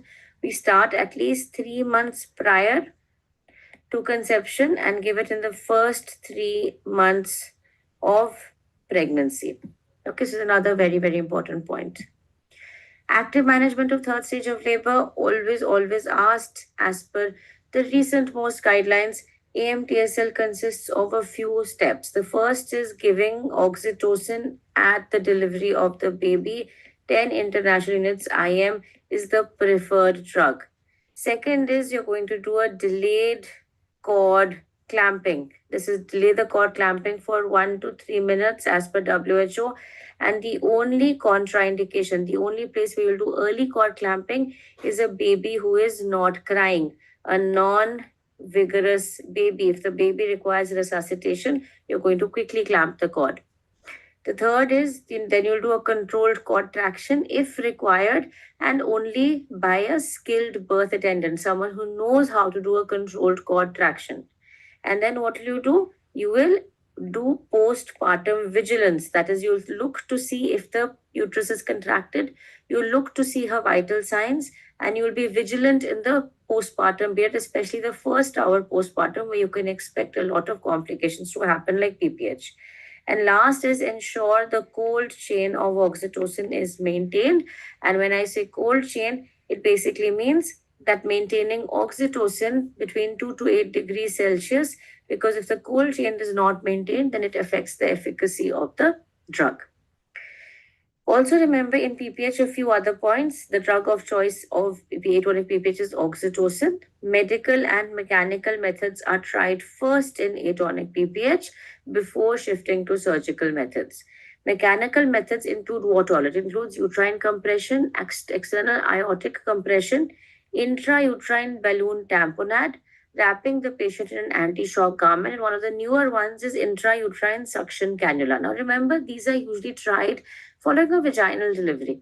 And then if these fail, then you shift the patient for a surgical method. And this includes compression sutures. These are the B-Lynch sutures, devascularization surgeries. If we go in order, it is the bilateral uterine artery first, then bilateral uterovarian anastomosis, and then the anterior division of the internal iliac arteries. This is the order in which we go. Shoulder dystocia, failure of delivery of shoulders, head has come out, shoulders don't come out for up to 1 minute, or if maneuvers are required to deliver the shoulder, it is called a shoulder dystocia. Remember the drill. The mnemonic is the helper mnemonic, very, very important. The first four are the first line maneuvers: call for help, give an episiotomy. Legs is the most important maneuver. The first maneuver we do is McRoberts maneuver, hyperflexion, abduction of the mother's legs on her abdomen. P is suprapubic pressure. Then if these don't work, then you enter the second line maneuvers. What are the second line maneuvers? E is enter rotational maneuvers, that is the Rubens and the Wood corkscrew maneuver. Second R, the next R is remove the posterior arm, and then we have a roll on all fours. This is the Gaskin maneuver. And if this fails, then we move to the third line maneuvers. The third line maneuvers include the Zavanelli maneuver, that is pushing the head back in and taking the patient for cesarean section. Or we can do a cleidotomy. Cleidotomy is fracture of the baby's fetal clavicle, or a symphysiotomy, that is fracture of the deliberate fracture of the mother's pubic symphysis. This will release the stuck shoulders. So this is shoulder dystocia, the shoulder dystocia drill, which all of you should do, and is always comes in the exam. Next question, next important topic is PCOS. Remember, when you get a question on PCOS, the Rotterdam's criteria to define PCOS is important. 2 out of 3 of what things? 2 out of 3 of first is delayed periods. Okay. Then hyperandrogenism, either clinical or biochemical evidence. And the third is polycystic morphology on ultrasound, the necklace pattern, the string of pearls pattern, right? And if you get a question on PCOS, remember the initial or the prime or the first line management is always lifestyle changes. Optimizing the BMI, 90% of PCOS, the BMI is high. Optimizing BMI is the first option you should be looking for in the options that are given to you. If the patient has infertility and they're asking you the drug of choice, the drug of choice for ovulation induction in PCOS is letrozole. This is another important thing that you should know. Okay. Next scenario, which is commonly asked, postmenopausal bleeding. Remember, the most common cause is not cancer. That is what we are concerned about. But the most common cause is endometrial atrophy. A thin endometrium bleeds. That's very important to remember. But we have to rule out cancers. Which cancer? Most common cancer to cause postmenopausal bleeding is cervical cancer, followed by endometrial cancer. So we have to look at these things. So how do we look at cervical cancer? By visualizing the cervix and taking a biopsy, right? So do a speculum examination. That's the next best thing. If speculum is normal, the next thing we have to evaluate the endometrium. How do we evaluate the endometrium? By doing a transvaginal scan and looking at the endometrial thickness. Remember, the cutoff in the postmenopausal age group for ET is 5 millimeter.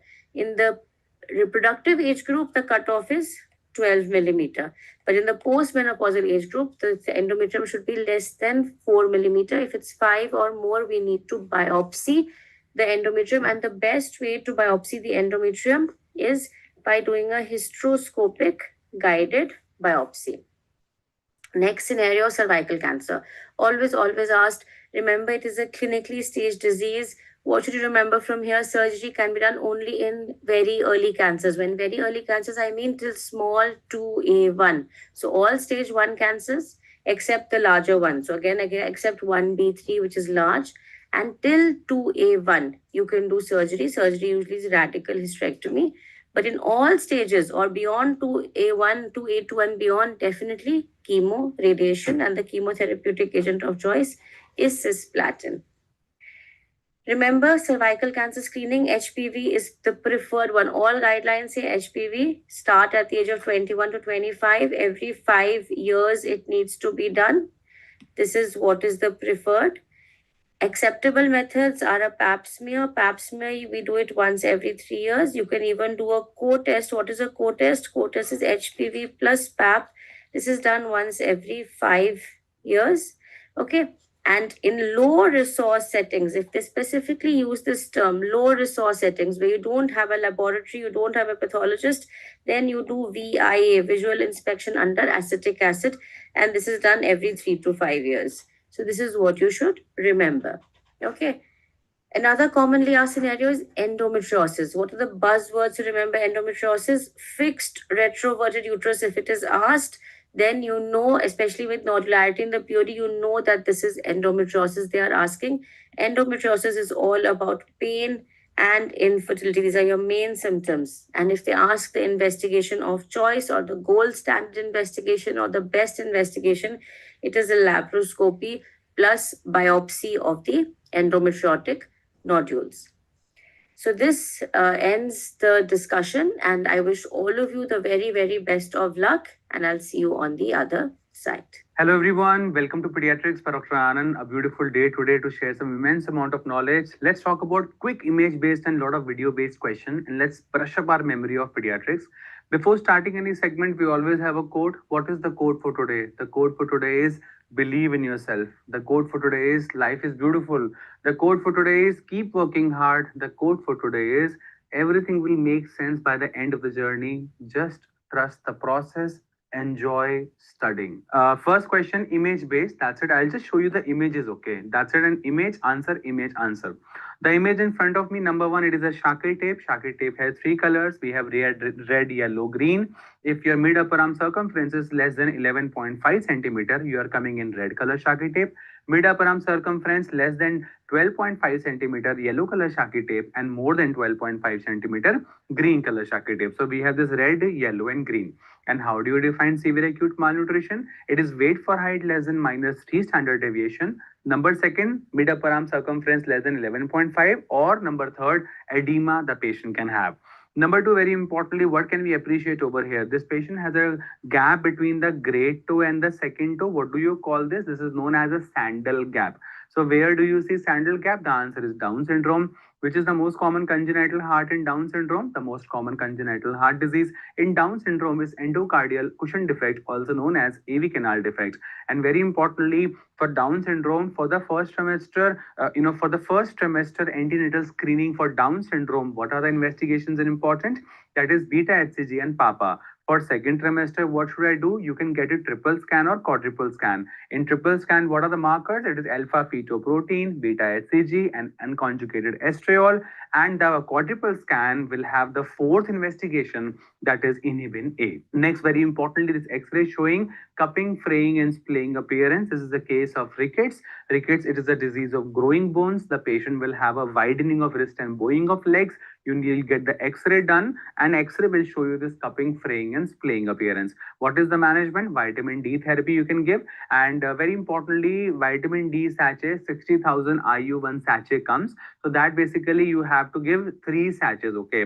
So before we used to give 6 sachets and total 6 lakh of international units of vitamin D we used to give, but now we are giving only 3 lakh. Total vitamin D given to a baby will be 3 lakh international units. One sachet is 60,000 international units given to a child. Then every weekly you can call the child basically for 3 weeks like that. Okay. And yeah, so that is one thing you should know. And before, because mainly 60,000 IU sachets there. Before we used to give 10 sachets, means total is 6 lakh IU. Now you will give 5 sachets. So 5 Saturdays you're going to call the patient.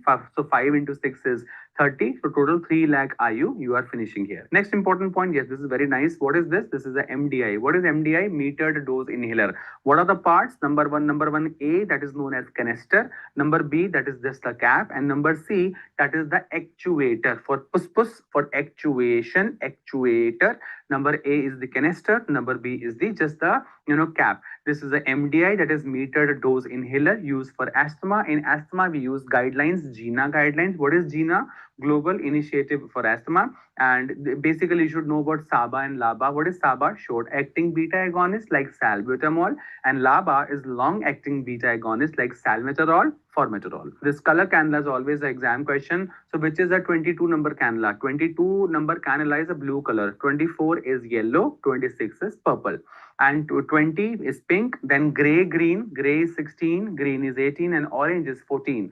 The thickest one is 14, the thinnest one is 26, that is purple, and all are even numbers, but the odd number is white, that is 17 number cannula. This patient has a homogeneous opacity involving the right middle zone of the lung, very classical case of pneumonia, lobar pneumonia.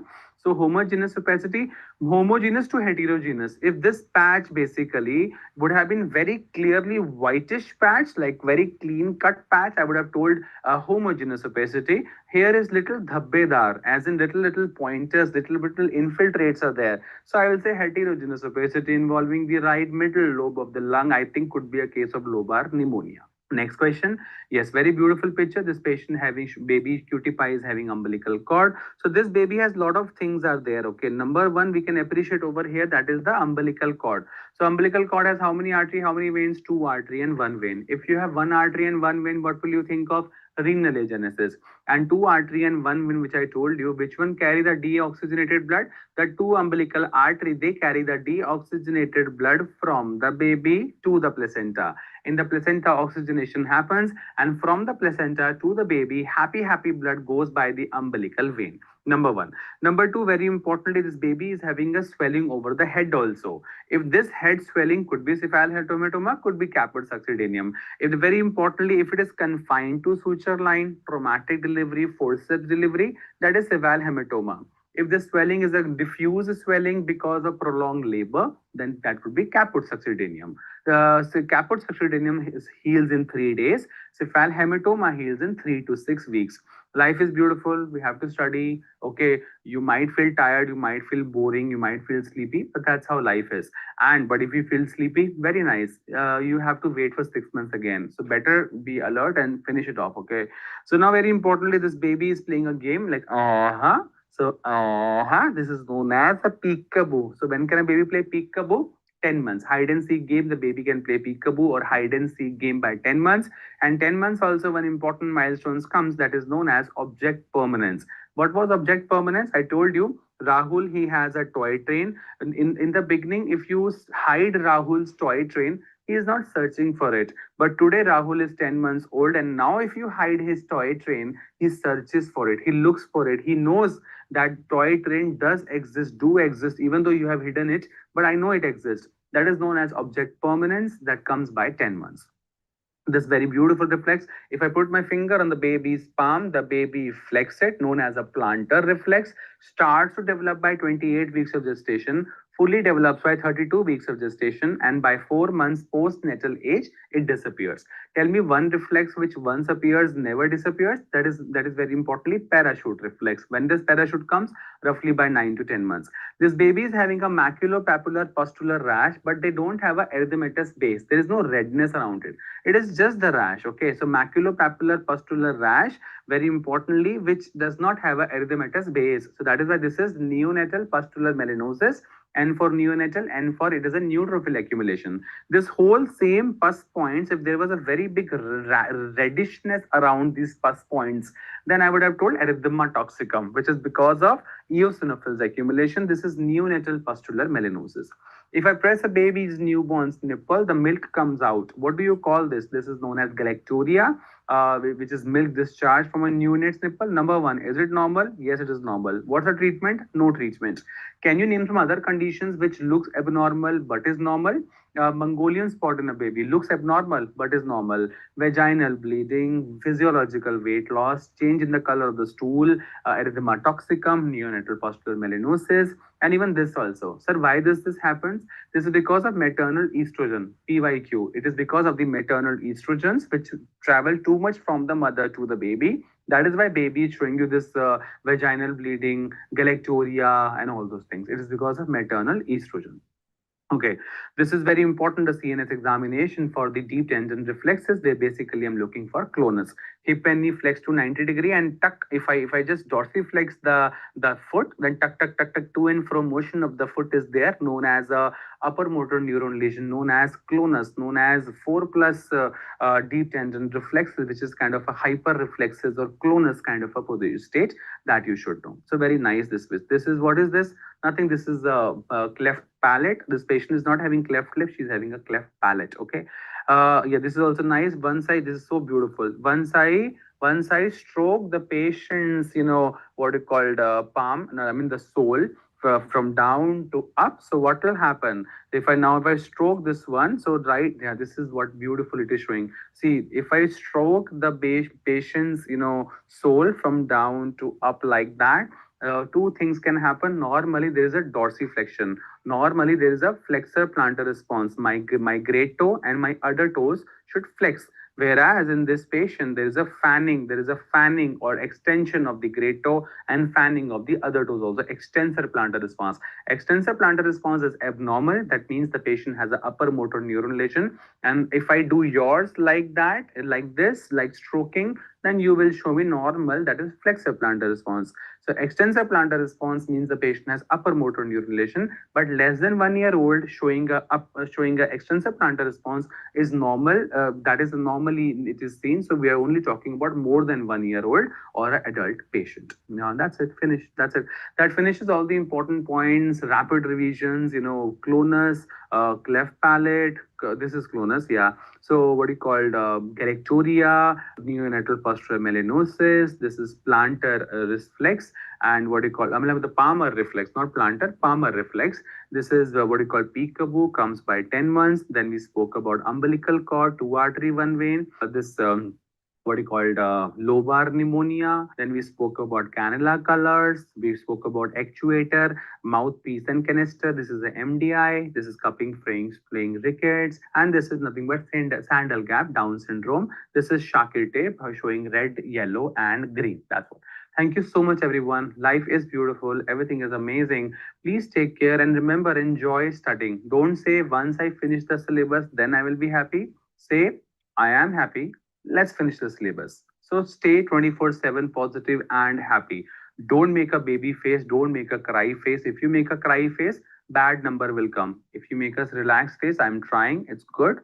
Good numbers will come. So please take care and thank you. So this is the case scenario number 1, where I'm going to highlight only important buzzwords. You can see skill block present over the extensor surfaces. Hospital sign is positive. So what is the diagnosis? It is chronic plaque psoriasis or psoriasis vulgaris. And these are the possible, questions. So this picture is showing you the end point of the hospital sign with pinpoint bleeding spots. So first you are going to have the Grattage test, where you are going to remove the scales from the lesion, followed by bulkless membrane. Then we are going to see this pinpoint bleeding, which is the end point of hospital sign. Very classical for psoriasis vulgaris. And what are the important histopath findings in the psoriasis vulgaris? We are going to see the persistence of the nucleus in stratum corneum, which is called as parakeratosis. Collection of the neutrophils in the stratum corneum, which is called as Munro's macroapsis. Collection of the neutrophils in the stratum spinosum is called as spongiform pustules of Kogoch. And remember, stratum granulosum is either thin or absent in the patients of psoriasis. Right? And you can see dilated dermal blood vessels and also elongated rater edges. Histopath findings of lichen planus. So here we are going to see the wedge-shaped hypergranulosis, that is thickening of stratum granulosum can be seen. Most importantly, at the dermatoepidermal junction, there will be sawtoothing of the rater edges, and there is going to be lymphocytic infiltrate in a band-like fashion. So band-like lymphocytic infiltrate can be found here everywhere in the dermatoepidermal junction.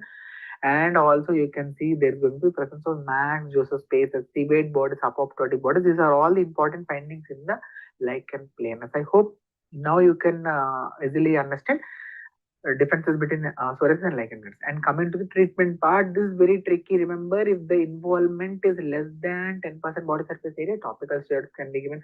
But if the involvement is more than 10%, you have to use some kind of oral medications or systemic medications in the form of phototherapy, or we can also give this medications methotrexate, acitretin, which is an oral retinoid, or we can use steroids or cyclosporin in the case of pregnant women, because methotrexate and the acitretin, both of them are category X or teratogenic medications.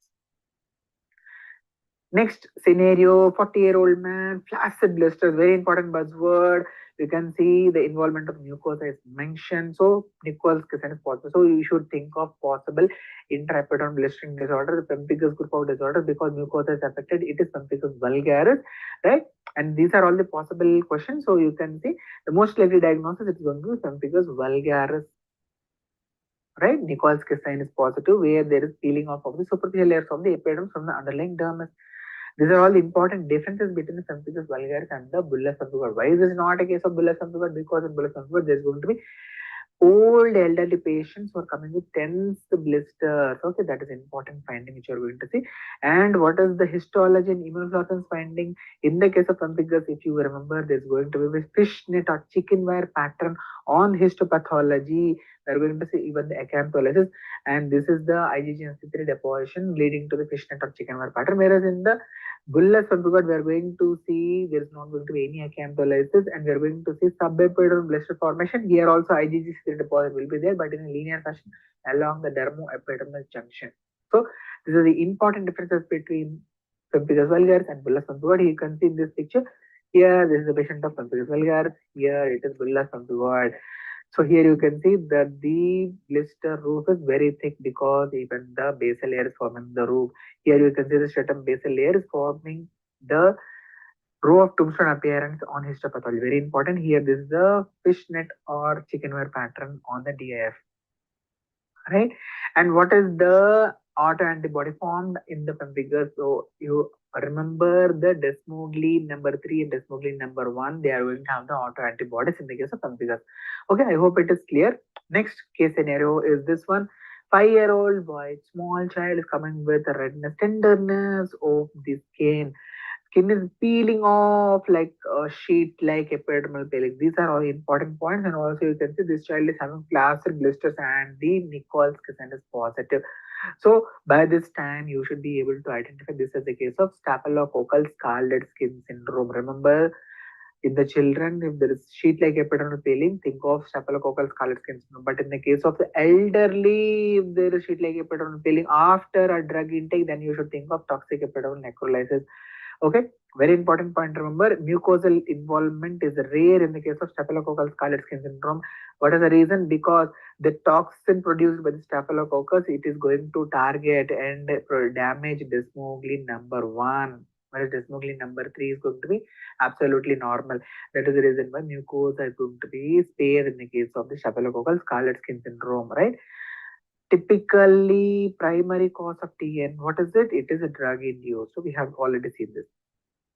Next case scenario, you can see a sexually active male is coming with severe dysuria and frank pus. That is, pus is visible clinically per urethra. What is the thing which you have to think of? Yes, you should think of a possible gonococcal urethritis in this case.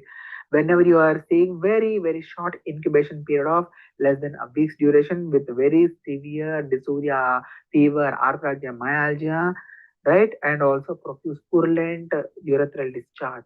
Whereas in the case of non-gonococcal urethritis, important points to remember, the causative organism is Chlamydia trachomatis. You should also think that Trichomonas vaginalis also could be a causative agent along with uroplasma and mycoplasma, right? And the symptoms are going to be very mild, even they could be absent conjugal symptoms, and there could be scanty mucoid discharge. And this is microbiology. If you remember, in the gonococcal urethritis, there are going to be gram-negative intracellular diplococci which can be seen.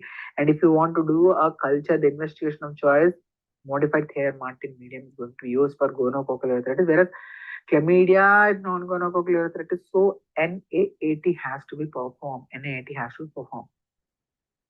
So coming to the treatment, I hope you know this concept of dual therapy.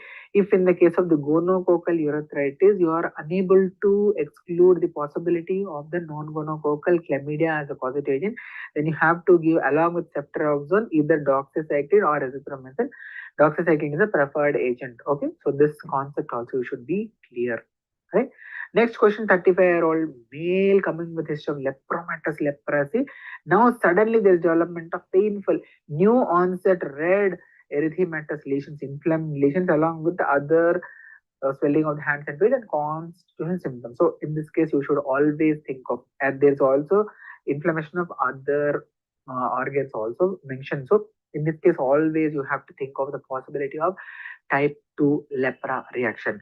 And I hope you remember this concept of 1 plus 4 is equal to 5 and 2 plus 3 is equal to 5. If you can remember this, you will easily understand that in the type 2 lepra reaction, it is type 3 hypersensitivity reaction. So they are going to be immune complexes which can deposit anywhere over the body. That's why there will be new lesions produced, and also there will be hepatitis, orchitis, all the types of inflammation possible in the type 2 lepra reaction. And this is going to produce erythematous tender nodules over the body. That's why this is also called as erythema nodosum leprosum.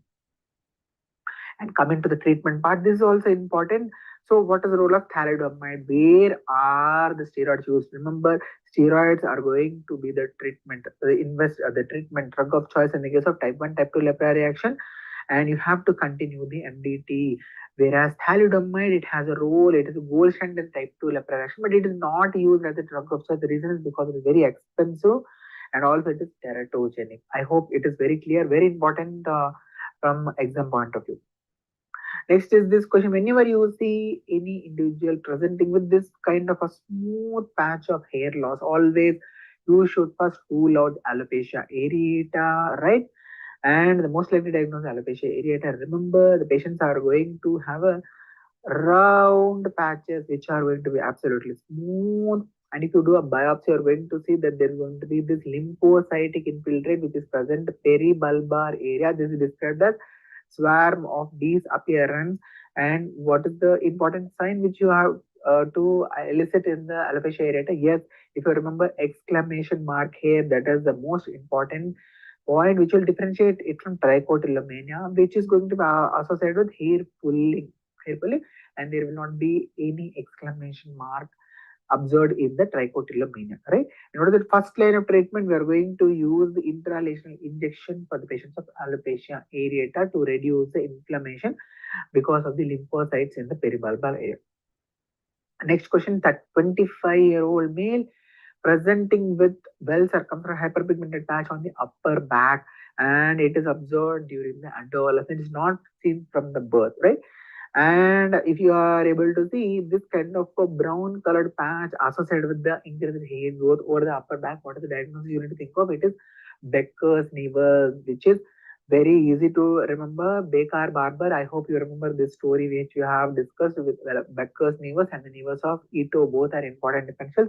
So in the case of nevus of Ito, remember there is going to be blue patch over the same area without any hair. So this is the important differentiating point from the Becker's nevus. Okay, right? And also Becker's nevus, it is seen during the adolescence, whereas nevus of Ito is going to be seen from the birth, right? So these are the case scenarios from dermatology. If you have any doubt, you can reach out on the Telegram group and ask by tagging me, Dr. Madhuri Srinivas. Thank you so much. Happy learning and all the very best for your examinations. Do great in the exams. Just relax and do great in the exams. Thank you so much. We'll meet in the Cerebellum event. Yeah, before that, we are going to meet again in the recall session. Thank you so much. Happy learning. Bye-bye. So hello and welcome everyone to this revision session for anesthesia most high yield points. So we are going to start with one of the favorites, that is the Malampatti classification. So as you guys know, in airway assessment, they always ask about this. They'll give you a picture of this and they'll ask you what is the use of this test. So remember, the use of this test is it helps us in airway assessment. Okay, and it tells us whether the airway is going to be difficult or easy. How do you know that? So your Malampatti class 1 and 2 will be easy airway, and your Malampatti class 3 and 4 is difficult airway. Okay, now if they give you a picture of this sometime and they ask Any of them, which is this Malampati classification. Very easy, just look at the uvula. If the uvula, entire part of it, that is the soft palate, the base of the uvula, the tip of the uvula, the whole thing is being seen, that means that this is Malampati class 1, the whole uvula is seen. Okay, if you see that the tip of the uvula, the part which comes here, the tip of the uvula is not seen, it's obscured behind the tongue, so this means that this is Malampati class 2. Then class 3 is that only the base of the uvula is seen, the body and the tip of the uvula. This part is the body and the tip of the uvula. Both of these are not seen. So only the base of the uvula is seen. And last over here, you can't see any part of the uvula. The only thing you can see is the hard palate. So this is your Malampati class 4. So just look at the uvula. How much part of the uvula you can see, and according to that you decide whether Malampati class 1, 2, 3 or 4. Very famous question that comes in the exam. Now, next, they can ask you about the fasting guidelines, pre-op fasting guidelines. So we all know that fasting for clear liquids like black tea, black coffee, water, all of this is 2 hours. Fasting guidelines for breast milk is 4 hours. For formula milk, any other kind of milk, cow's milk, buffalo milk, almond milk, soy milk, all of this is 6 hours. Light meal like tea and biscuit is again 6 hours.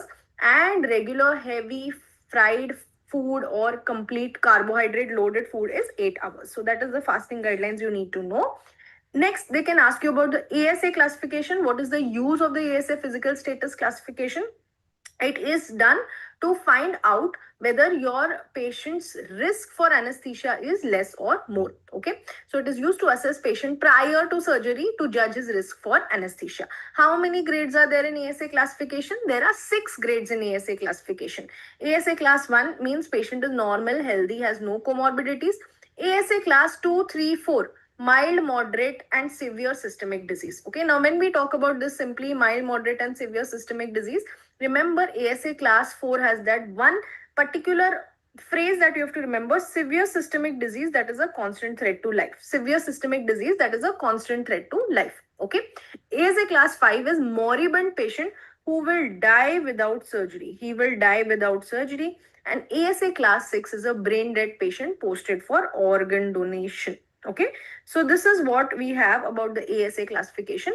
Now, after this, whenever you have an emergency case, so we will add a E to it.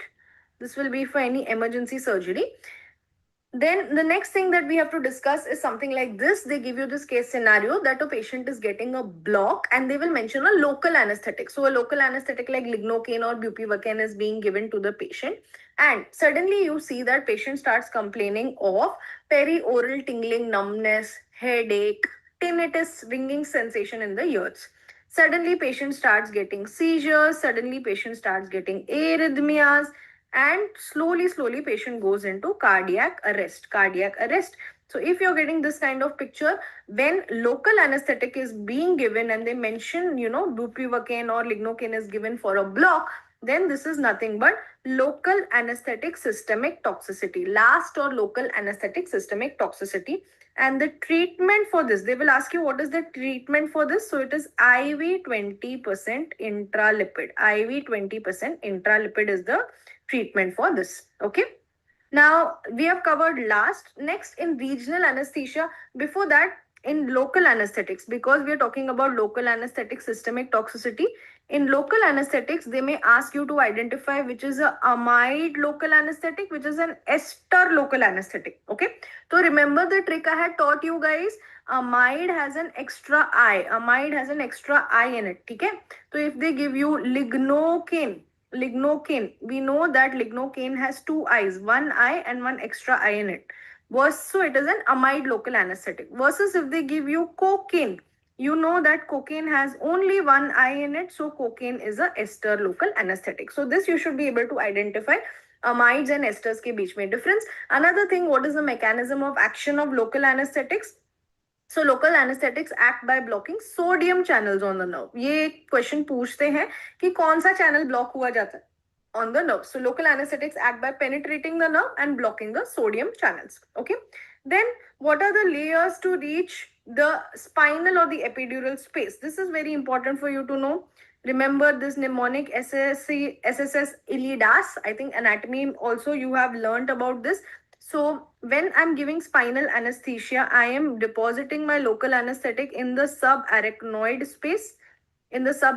space. Okay, when I'm giving epidural anesthesia, I'm going to deposit my drug in the epidural space. Okay, now to reach up to this, what are the layers that we have to cross? So it is skin, subcutaneous tissue, supraspinous ligament, and then you have your interspinous ligament, then ligamentum flavum, epidural space, dura mater, arachnoid mater, and finally subarachnoid space.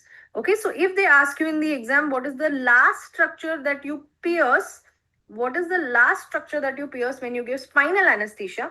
So to reach the subarachnoid space, the last structure that I pierce is the arachnoid mater. To reach the epidural space, what is the last structure that you pierce? So to reach the epidural space, the last structure that I pierce is the ligamentum flavum. To give your lumbar puncture, okay, lumbar puncture is nothing but collecting CSF. So to give lumbar puncture also, the last structure that you pierce is arachnoid mater, because you are going to put the needle in the subarachnoid space. Next, very important topic that they ask is this. Okay, so they will say that one patient was receiving general anesthesia with inhalational anesthetic agents like sevoflurane, desflurane, one of them, and succinylcholine. Suddenly, patient starts getting this kind of capnograph. This is called as a step ladder pattern. You see this capnograph is going up. EtCO2 is increasing. Patient's temperature starts rising. There is hyperthermia. There is muscle rigidity in the patient. All the muscles have become rigid and the jaw has become tight. So all this points towards malignant hyperthermia. Patient has got malignant hyperthermia. So in malignant hyperthermia, they'll ask you 2-3 questions. What is the faulty channel? So the faulty channel is nothing but your ryanodine receptors. They are actually not working properly. What are the triggering agents? Your inhalational anesthetics and succinylcholine. What is the treatment? This is the famous question that they ask. Treatment is dantrolene sodium. IV dantrolene sodium is the treatment for this. Okay, so this is about malignant hyperthermia. So that very important topic we have covered. Then one question that they keep asking again and again in the exam: what is the inhalational anesthetic agent of choice for induction in children? So in children, whenever you want to take them under anesthesia, you give them one inhalational anesthetic agent that they will breathe and go off to sleep. Okay, so this inhalational anesthetic that we use in children is sevoflurane. Why sevoflurane? Sevoflurane is sweet smelling. S for sevo is S for sweet smelling. So because it is sweet smelling, patients breathe it nicely, especially children will not remove the mask. Okay, so they will keep the mask on, they will breathe it, and slowly they will go off to sleep. IV induction agent of choice in daycare surgery. So they are asking IV agent, intravenous agent that you give for daycare surgery. You need a short acting agent which has least side effects and gets metabolized quickly by the body. So amongst propofol, ketamine, etomidate, and thiopentone, answer is propofol. IV induction agent that causes post-operative delirium and hallucinations is ketamine. We know that there are 4 IV induction agents: propofol, ketamine, thiopentone, and etomidate. Out of this, the one that causes delirium and hallucinations, emergence delirium, post-op hallucinations, is ketamine. Okay. Then next, about CPR, all the important points. Now I have mainly written the adult CPR points over here. So what is the rate at which you give chest compressions in adults is 100 to 120 per minute. It is the same in children as well. What is the depth of chest compressions? How deep do you push the chest while giving chest compression? It is 2-inch or 5 to 6 centimeter in adults. And if you see in children, then it is 1/3 of the antero-posterior diameter in children. Okay, then you have to make sure that your what is the ratio, that also we have to do, your chest compression to ventilation ratio. Okay, so when we are talking about in adults, chest compression to ventilation ratio is 30:2. When we talk about child, okay, in child you have to see whether there is one rescuer or there are more than one rescuers. Okay, so that means you have 2 rescuers or more. Okay, so more than one rescuer. So let's say more than or equal to 2 rescuers. So over here you have 30:2 and 15:2 as the ratio. Okay, and when we talk about infant, Infant means someone who, neonate. Neonate means someone who's less than 28 days old. Then the compression to ventilation ratio becomes 3:1. Okay. Now, reduce interruption between chest compression, allow complete chest recoil in between chest compression. All these are your guidelines for CPR. CPR अच्छे से करना. You should know the CPR guidelines in the marathon sessions. Last may I have given you all 2 tables of CPR. One is the adult guidelines, one is the pediatric guidelines. Please एक बार just read करके जाना वो, because it's very important. CPR से question आता ही है. Okay. One more question from CPR that they ask is, if you have an obstructed airway, how do you open the airway? Okay, if the tongue is falling behind, in case of obstructed airway, how you open the airway? So how do you open the airway is by this maneuver. You lift the chin and you tilt the head. So this maneuver is called as chin lift head tilt maneuver. And what does it do is that it opens up the blocked airway. It opens up the blocked airway. Okay. 2 types of cylinders that they can ask you in the exam. Blue cylinder carries nitrous oxide. Remember, we always have only nitrous. There is no nitrogen dioxide, nitric oxide, none of that. It is only nitrous oxide. And black body with white shoulder. Hamesha yaad rakhna, me in a black t-shirt. Black body with white shoulder is your oxygen cylinder. Oxygen cylinder. Okay. So these are the 2 cylinders that you need to remember. Then let's see if we have any more points from here. Okay, so we've covered most of them. This is something that they asked in recent NEET exam. So I am predicting that it can come for your exam, FMG exam now. And this is basically your buyer's block. Okay. Your buyer's block is basically nothing but IV regional anesthesia, intravenous regional anesthesia, in which you are going to apply a double cuff tourniquet to the patient's hand. And from here into the vein, you are going to give your local anesthetic. So they've written over here 0.5% lignocaine. It is a local anesthetic. And this local anesthetic spreads in this area on the hand, and you can perform any short duration surgery over here. So this is called as buyer's block or IV regional anesthesia. Okay. The preferred local anesthetics for this are lignocaine and prilocaine. Contraindicated local anesthetic for this is bupivacaine. Local anesthetic that causes maximum cardiotoxicity is bupivacaine. All right.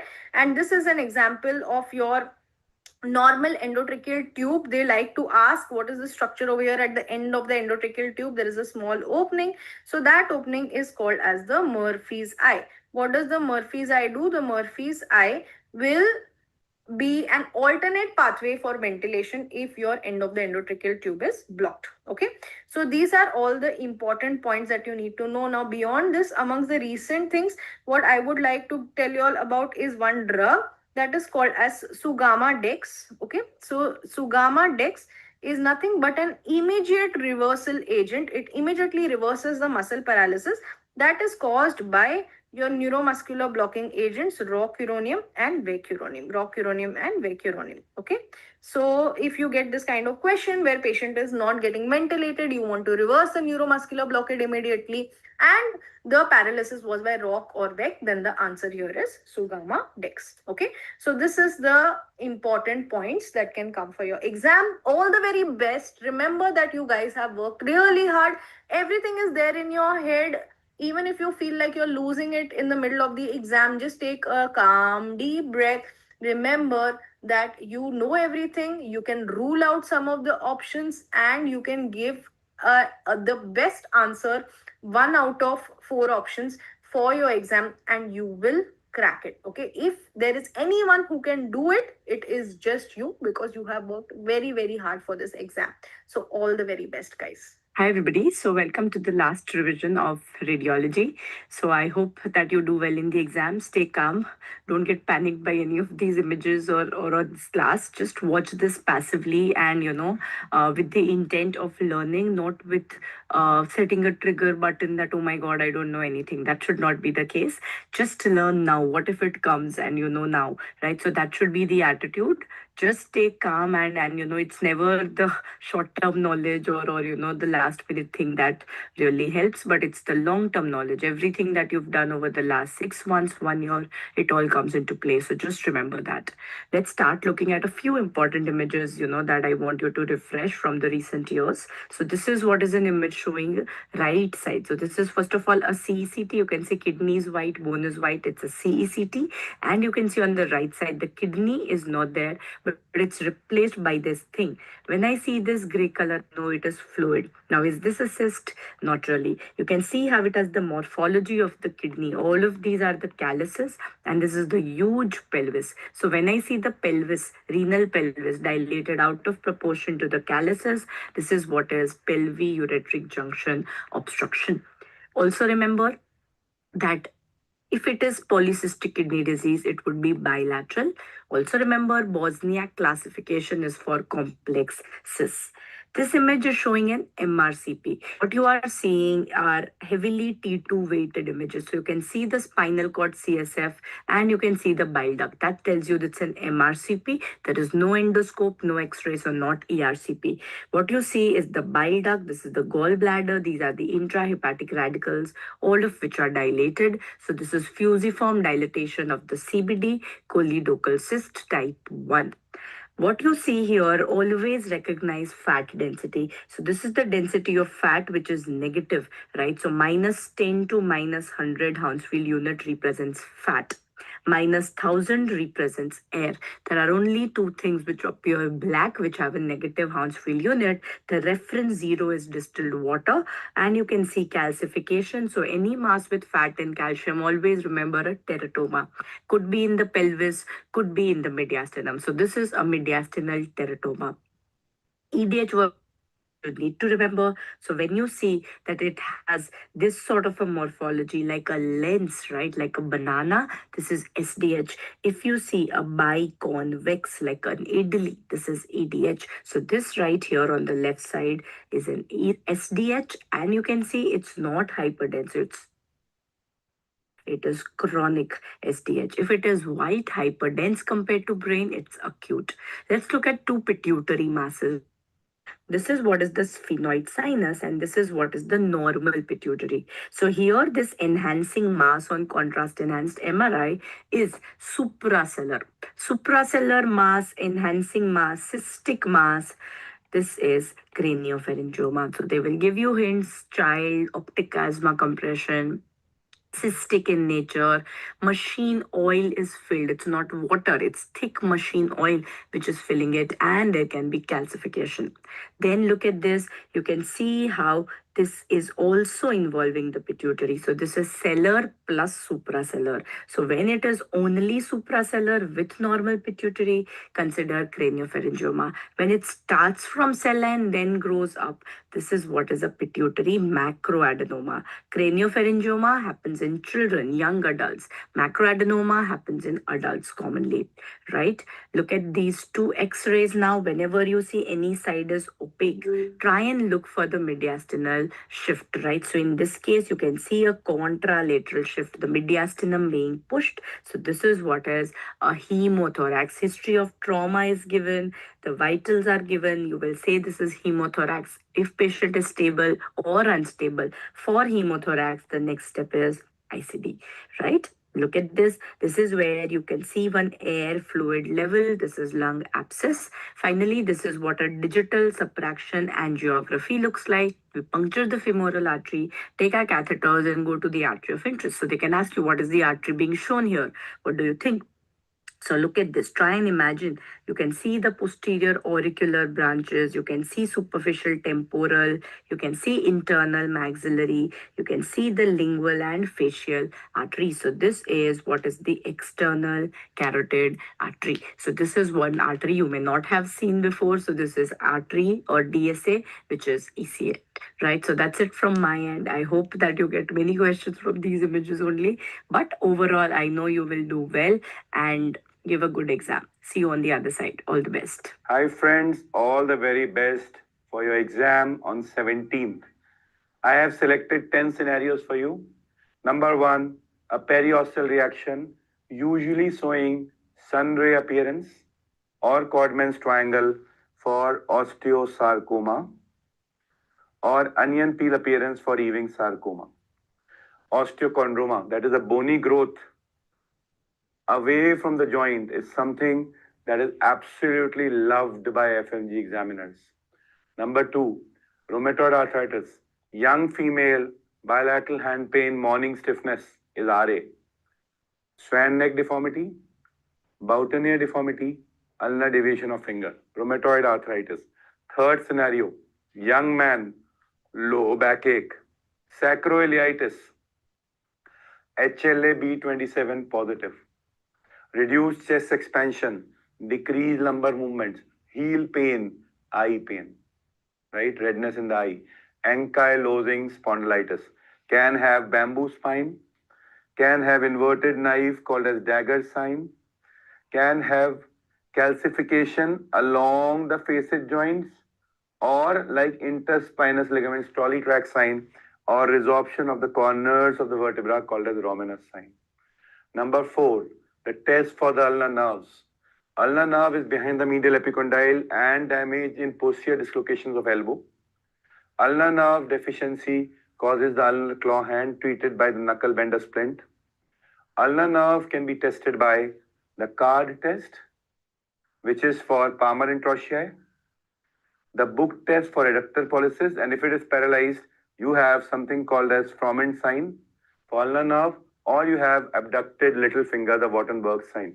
You also have one more test for ulnar nerve called as the Igawa test. Scenario number 5 for me is median nerve. In median nerve, nowadays they are asking you anterior introitious nerve, a branch of median nerve. Failure to do this called as the OK sign. Also, the median nerve palsy will lead on to pointing index or the benediction attitude, also called as the Ochsner class test. Remember, if you place a pen over the palm and ask the person to touch, this is a pen test. And also in median nerve, you have the ape thumb deformity, thumb in the plane of palm. All right. Remember, for the radial nerve, you have a wrist drop. And if posterior introitious nerve is damaged in the branch of radial nerve, then it will only lead to finger drop. All right. 6th scenario, shoulder dislocation. This came in the mid-exam, right? When the shoulder is below the level of joint, the head is below the level of joint, and arm is abducted. This is called as down and out. This is anterior dislocation of shoulder, the most common shoulder dislocation in the body. And in cases of epilepsy and electric shock, you can have a dislocation called as posterior dislocation, in which it is up and in. This is the most common misdislocation in the human body. And posterior dislocation is something in which you can see the empty glenoid sign or electric bulb sign. Scenario number 7, they can show you genu varum and valgum. In a child, when they show you genu varum, think about rickets, vitamin D deficiency, and they will be cupping, cup-shaped lower end of the bone, flaring, the bony ends, they point out, and widening, that is called as splaying. This is rickets. Remember, widening is rickets. You give calcium, vitamin D, you in rickets, you will say healing rickets called as white line of Frankel. Whereas scurvy, there is sclerotic margin of epiphysis called as Wimberger ring sign. Scenario number 8. Remember, orthopedic Staph aureus is the king for infections. In sickle cell anemia, salmonella is very common. In foot wounds, you have Pseudomonas as an organism. That is what you should keep in mind. Remember, DDH is developmental dysplasia of hip. You have a shallow acetabulum, right? And you have 2 tests, ortolani, hip ko andar lana, bahar lo, dislocate the hip. These are 2 tests for DDH. And what is Perthes? Avascular necrosis of the femoral epiphysis. Age group 4 to 8 years, painless condition. Painless limb is Perthes. Both the conditions, MRI is investigation of choice. And the last is sports injury. Anterior cruciate ligament is the most common reconstructed ligament in the human body. You have in 90-degree flexion, the anterior draw test. In 20 degrees, you have the Latchman test. And then anterolateral instability, having ACL in it, called as pivot shift test. All the very best for you. Go kill it. See you in Cerebellum. Thank you very much.